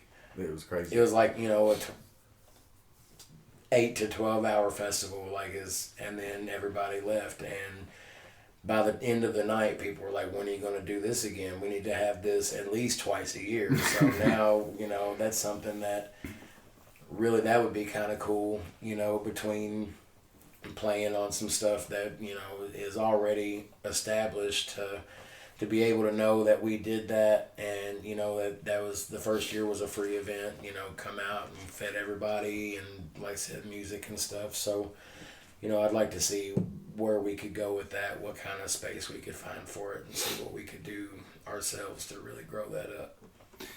When I'm listening to you guys talk, I'm hearing a lot about you guys creating your own opportunities. That festival that you just talked about is a perfect example. That's baller, man. Especially that you over-exceeded the amount that you invited. That's... Yeah, there were people there that they would pull up and be like, hey, are you this guy? And I'm like, yeah. It's like, where do I park? There was cars out in the street. I had to rearrange the yard for parking, and... It got to where there were people that I didn't know that were showing up to this thing. Like, yeah, I heard about your party. Like, all right. Come on. Yeah. You guys should try to do a Backyard Boogeyman at Terrapin. Try to get their stage and be like, yeah, we're going to do this thing. We're going to invite like 800 people, and maybe 10,000 will show up. Who knows, Yeah. I see that. Touching on that, in my time going to these music festivals, they've always, the majority of them were on, at Terrapin Hill Farms.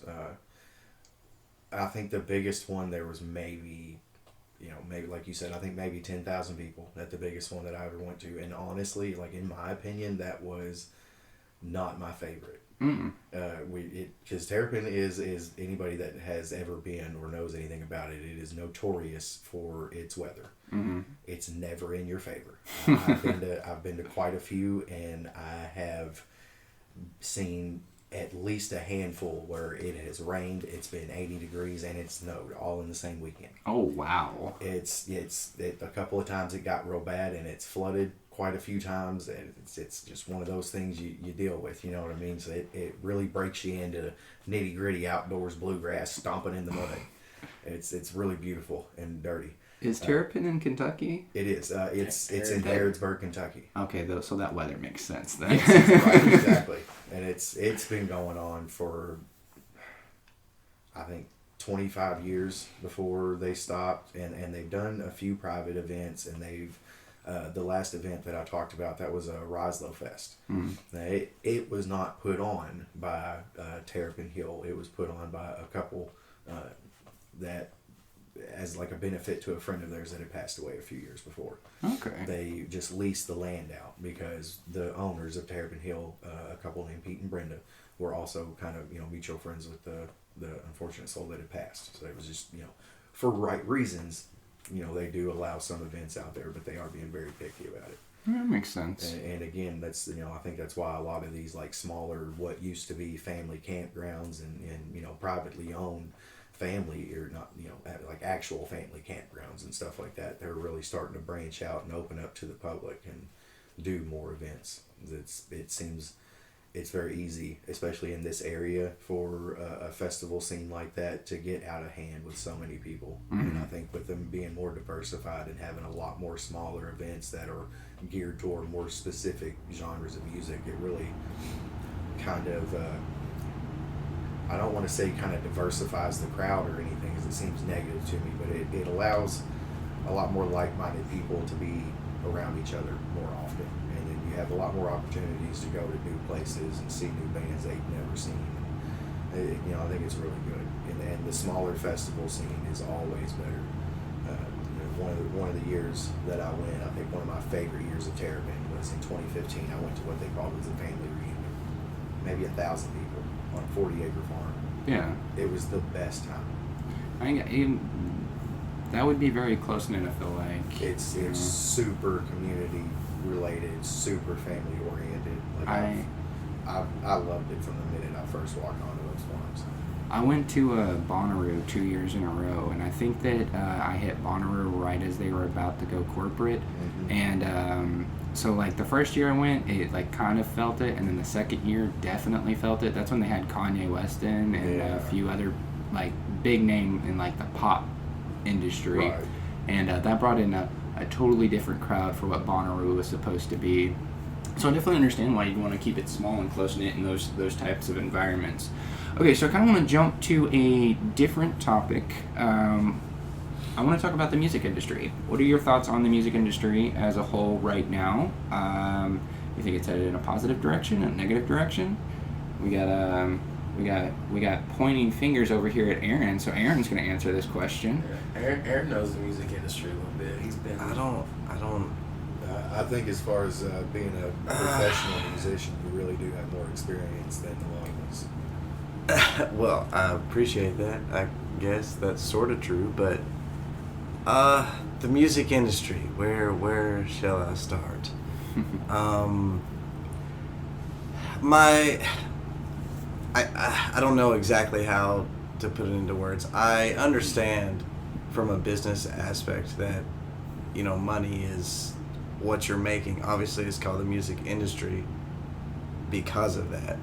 But a lot of times, especially a small band who, you're trying to make it and you're doing everything, you put in so much work to build your name up to a certain point, and then more oftentimes than not, because you don't have the resources to get to that next level, somebody else comes in and they have such a hand in everything that you do that it becomes not fun at all anymore, and it feels so much more like a job and just a negative influence on your life, more so than what I was saying earlier. Like I'm playing music with my friends. Mm-hmm.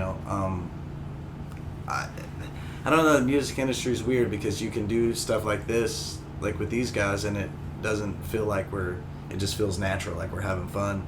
But just me personally, and I can't speak for these guys at all, I've done like tours with bands that is strictly through a third party like that, like a manager, and I had never met them before. It was horrible because at that point you're only doing it for money, and you don't even like the people that you're having to do this job for money with. And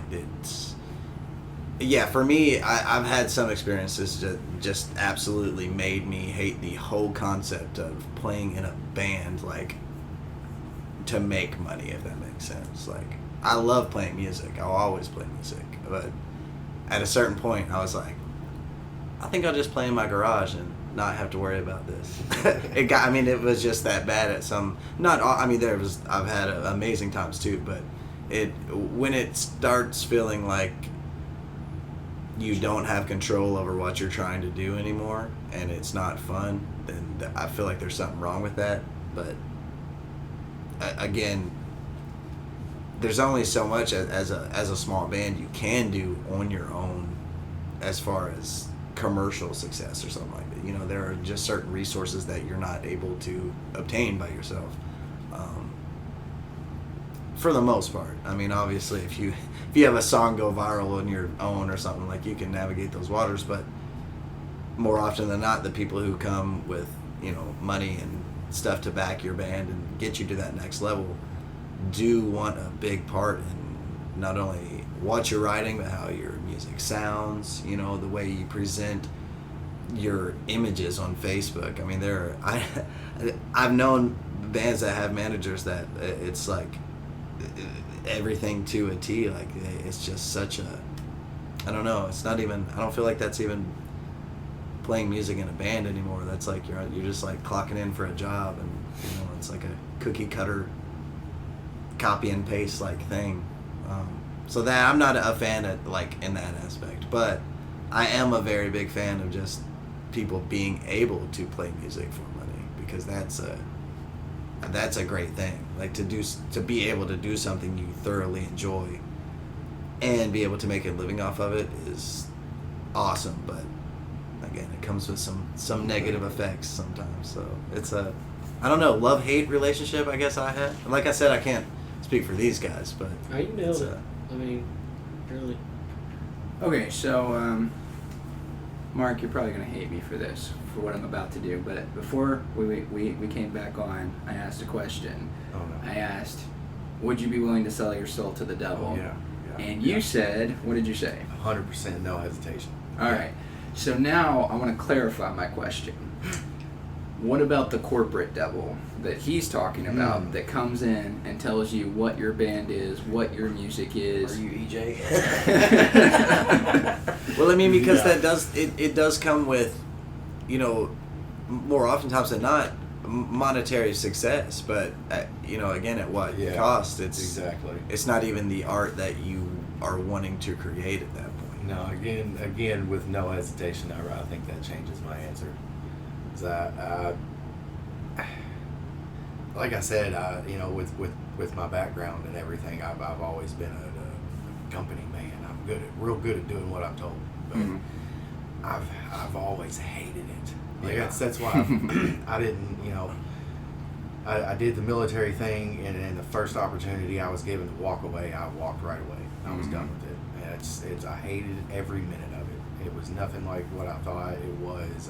And honestly, I got in and did what I wanted to do with it. Really, I got a lot of good experiences out of it. A lot of good training. It really helped me, you know, get healthy after high school. I was not in a good place. You know, it kind of brought me back and, you know, set me on my feet again. Really, but I want to do what I want to do. And I see a lot of other, especially local musicians, a lot of these guys, that's all they're doing. They do what makes them happy. They do what they want to do. No questions. They, you know, what's the word? You know, they don't defer away or stray from their path at all. They straight shot. This is what I want to do, and this is when I'm going to do it, or this is how I'm going to do it. And every single time I've watched somebody go from I don't know about it to doing that, everything has just fallen right into place for them. And it's really set them on a good path, and I think that's what we need to do. So here, just these are my personal thoughts.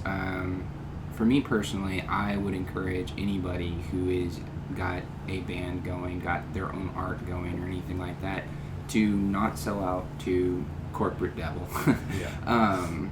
And my reasoning for that is because I think back in the day, you know, all the way up until probably, we'll say 2010, the music industry really did have a stranglehold, or the industry, any of that industry, did have a stranglehold, and the only way to make it was to make it through the industry, and you had to sell your soul to the corporate devil. But now, like you're talking about, you got a TikTok video that got 30,000 views on it. That was you. Right. Corporate had nothing to do with that. I mean, TikTok corporate, but that's different. But, you know, I think, I don't know if you're familiar with Tom McDonald. Yeah, that's exactly what I was about to bring up. No, go for it, man. Great. No, like, no, you're my guest. That's the, again, I guess going back to like the great thing about like phones and technology is that now there are whole distribution sites where you can, I said that right, I think. Yeah. It sounded weird when it came out of my mouth. Sites that you can put your songs on every platform for people to hear by yourself now. And that is a landscape that is changing for the better because musicians aren't having to rely You so can much. be more independent.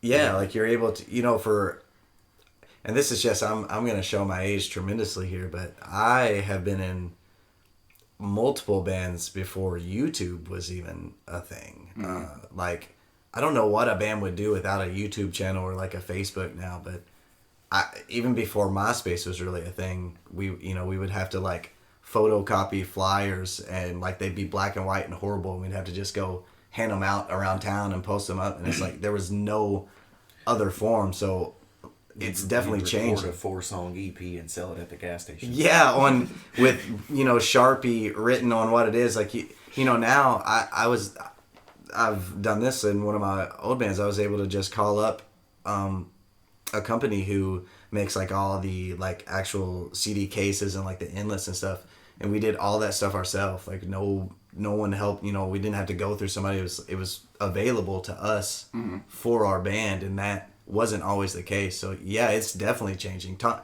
McDonald, I think he just dropped like $100,000 on like a beat from Eminem not that long ago. Like he's fully independent. Like he is. That song's Dear Slim, and it's phenomenal. It's awesome. I love it. You would think it would be a slam on Eminem, but it's not. It's a love song. Yeah, he's straight up just giving him his flowers the whole time. And I remember, seeing him talking about that, and he's like, that's when he felt like, he's like, I made it. You know what I mean? Because Eminem was a really big influence on him.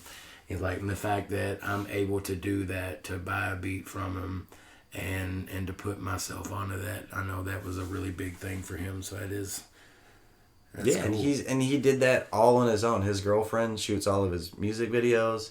Like I'm pretty sure he produces most of his beats himself. I'm not exactly sure, but he's definitely doing the songs and is putting it out himself, like 100% independent. And he's a good example of how it's changing for the better like that. He said he had 17 songs on, I think it was Billboard's Top 100 the other day. That's insane. That is insane. As a fully independent artist, like that's amazing. But that actually, James, that brings me to a question. When does Yellow Banks know that they've made it? Yeah, that one's definitely on you.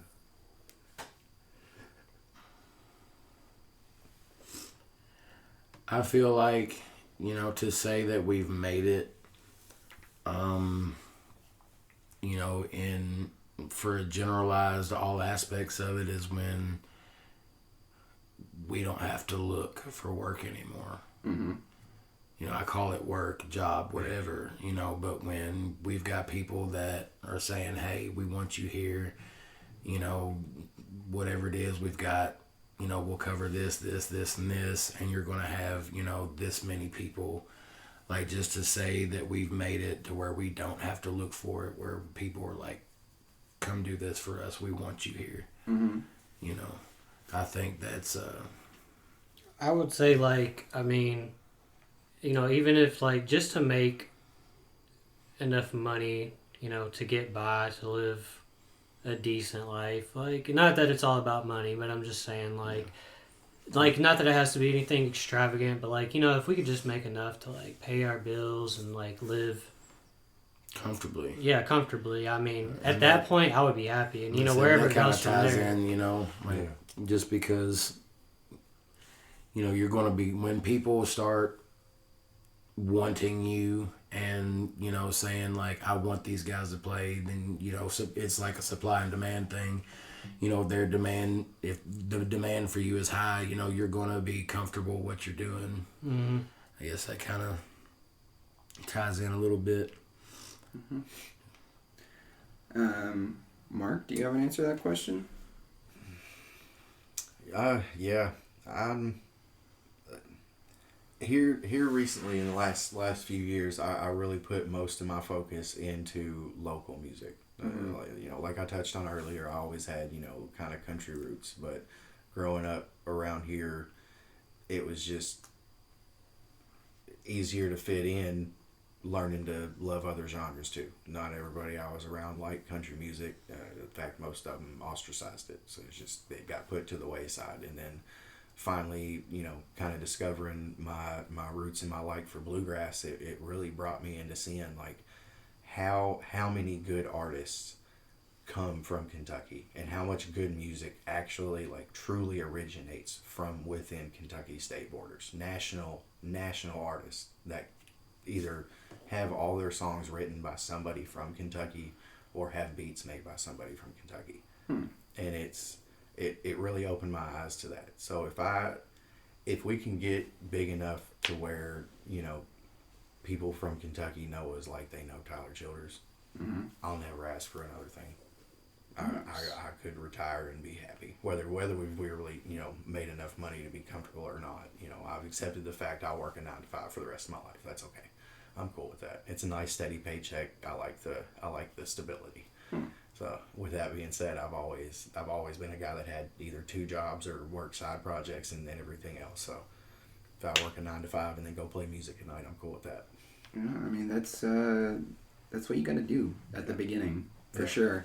That's what I'm doing right now, and I think that all of us are doing that right now, right? Working 9 to 5 or some kind of job, and then coming out and doing our passions. What about you, Aaron? Do you have an answer for when do you feel like Yellow Banks has made it? I mean, honestly, as long as we can just keep playing music and it be fun, I feel like I've made it. Like, but the money, I've always worked a job and went, and the money has always been the bridge and the means for me to do it. Like, so, like I was saying earlier, the money is what makes the globe spin. Like, that's how you keep it going, but it's so I can play more music. Like, that's, you know, that's how it's always been. It's like, I want to do this, I don't have money, so I guess I got to go do this until I can pay for that, you know? It's just kind of how it's always been. So for me, yeah, as long as it stays fun, I feel like I've made it, because that's the most important part to me. And again, I can't speak for everybody, but I have to be having fun, and it has to be enjoyable to me first and foremost. Like, and it is. Like I said, I get to go play drums and just hang out and play music with my friends. So it's, for me, I have made it, I guess, in that sense. Like, all right, so I'm going to piggyback on what you said. I'm going to go ahead and throw something out here, and it's a prediction. I think that you guys have made it, is what I'm going to go ahead and say. It's not made it, but I think that you're going to look back on this moment in time. It's not my show, you know. It's not my show. It's Yellow Banks that is doing it. But you're going to realize that this point right here, where I said that you guys have made it, you're going to realize that that's the center point, and that you guys really did start making it after that. You've been working towards making it, and by Aaron's standards, you're already there. And you guys are getting really close to all 3 of your standards as well. And I think you're going to go way beyond that. So I'm really happy to have you guys on the show. 5 years from now, you guys got to come back on when you're like touring the world stage, hitting up the festival circuits and everything. All right, so that is all of the questions that I have for this section. That's basically all the questions that I have for the show. So I think what we'll do for this section is go ahead and play 2 songs, because we recorded 5 earlier. I want everybody to hear the songs that you did, because they're all wonderful.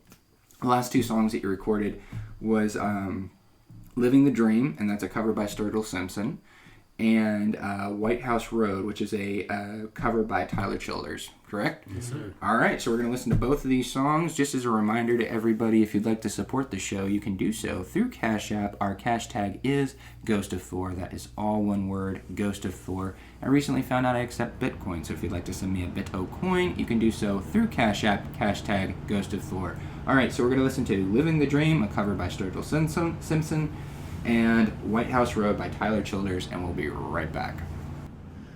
This next song that we're doing is one by Sturgill Simpson. It's called Living the Dream.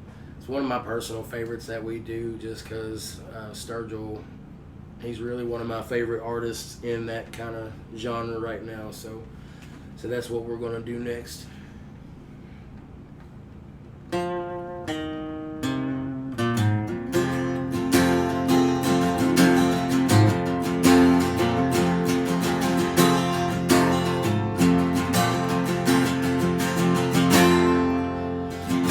Time again, Lord, I've been running through the motions as a means to an end, but the ends don't seem to meet.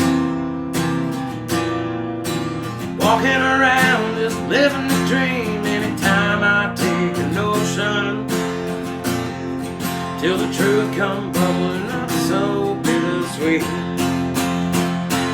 Ain't no point in getting out of bed if you ain't living the dream. Like making a big old pot of coffee when you ain't got no cream. I don't need to change my string, 'cause the dirt don't hurt the way I sing. Lord, I don't have to do a goddamn thing, sit around and wait to die.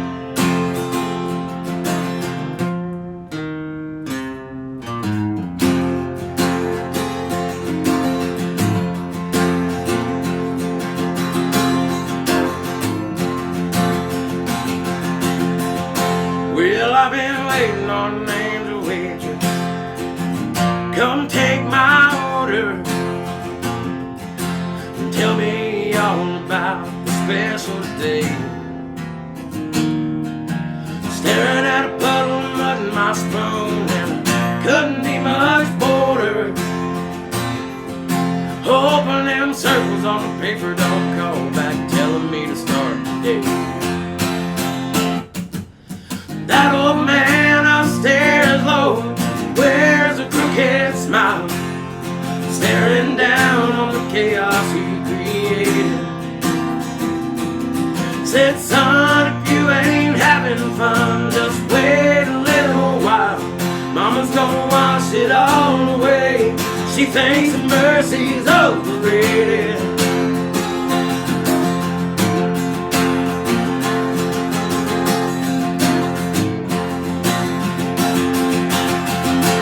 Ain't no point in getting out of bed if you ain't living the dream. Like making a big old pot of coffee when you ain't got no cream. Well, I don't need to change my string, 'cause the dirt don't hurt the way I sing. Lord, I don't have to do a goddamn thing, sit around and wait to die.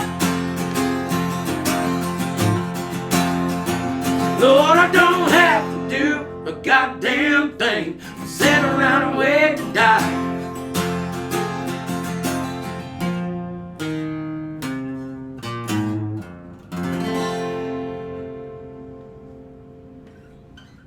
And this last song that we're going to play for you guys, it's the first song that me and Dylan ever actually learned to play and sing together. And so anytime we play it live, we always call it Old Faithful, just because Tyler Childers has been a really big influence on us. Like I said, that being the first song that we learned together, it's always been a pretty tight song that we've always had for a while now. So like I said, this last song that we're going to do is White House Road.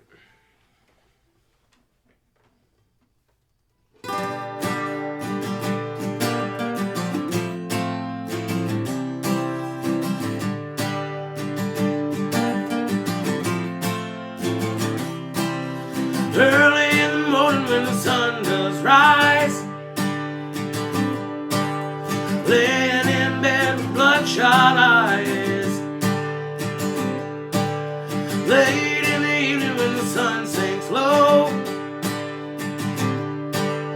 that's about the time my rooster crows. I got women up and down this creek,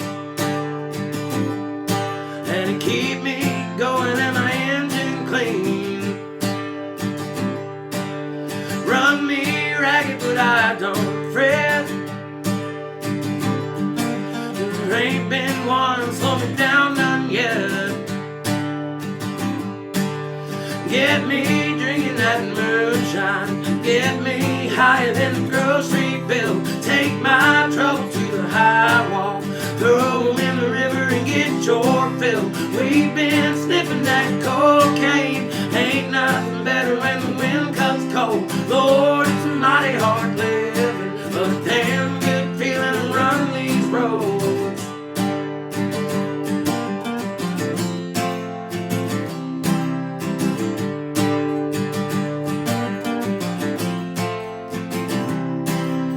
I got people try to tell me red, keep this living and you wind up all troubles on the Lord of Lords. Wind up laying on a cooling board.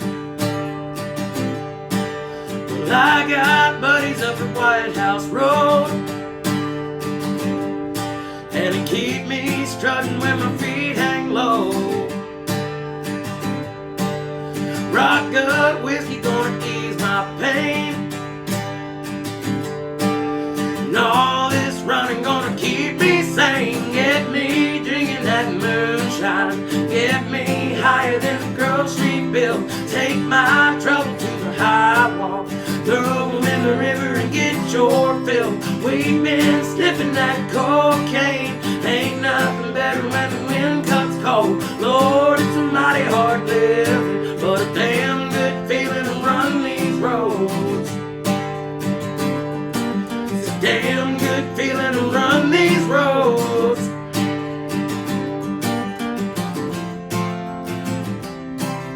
When you lay me in the cold hard clay, won't you sing them hymns while the banjo plays? You can tell them ladies that they ought not frown, 'cause there ain't been nothing ever held me down. Law and women or shallow graves, same old blues, just a different day. Get me drinking that moonshine, get me higher than the grocery bill. Take my trouble to the high wall, throw them in the river and get your fill. We've been sniffing that cocaine, ain't nothing better when the wind cuts cold. Lord, it's a mighty hard living, but a damn good feeling to run these roads. It's a damn good feeling to run these roads. It's a damn good feeling to run these roads.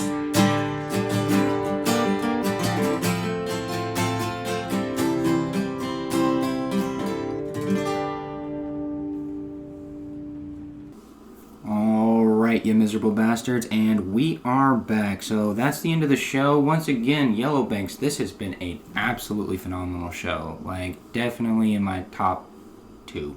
Yeah, as far as shows that I've done, I love all of my shows, don't get me wrong, and this is in my top 2.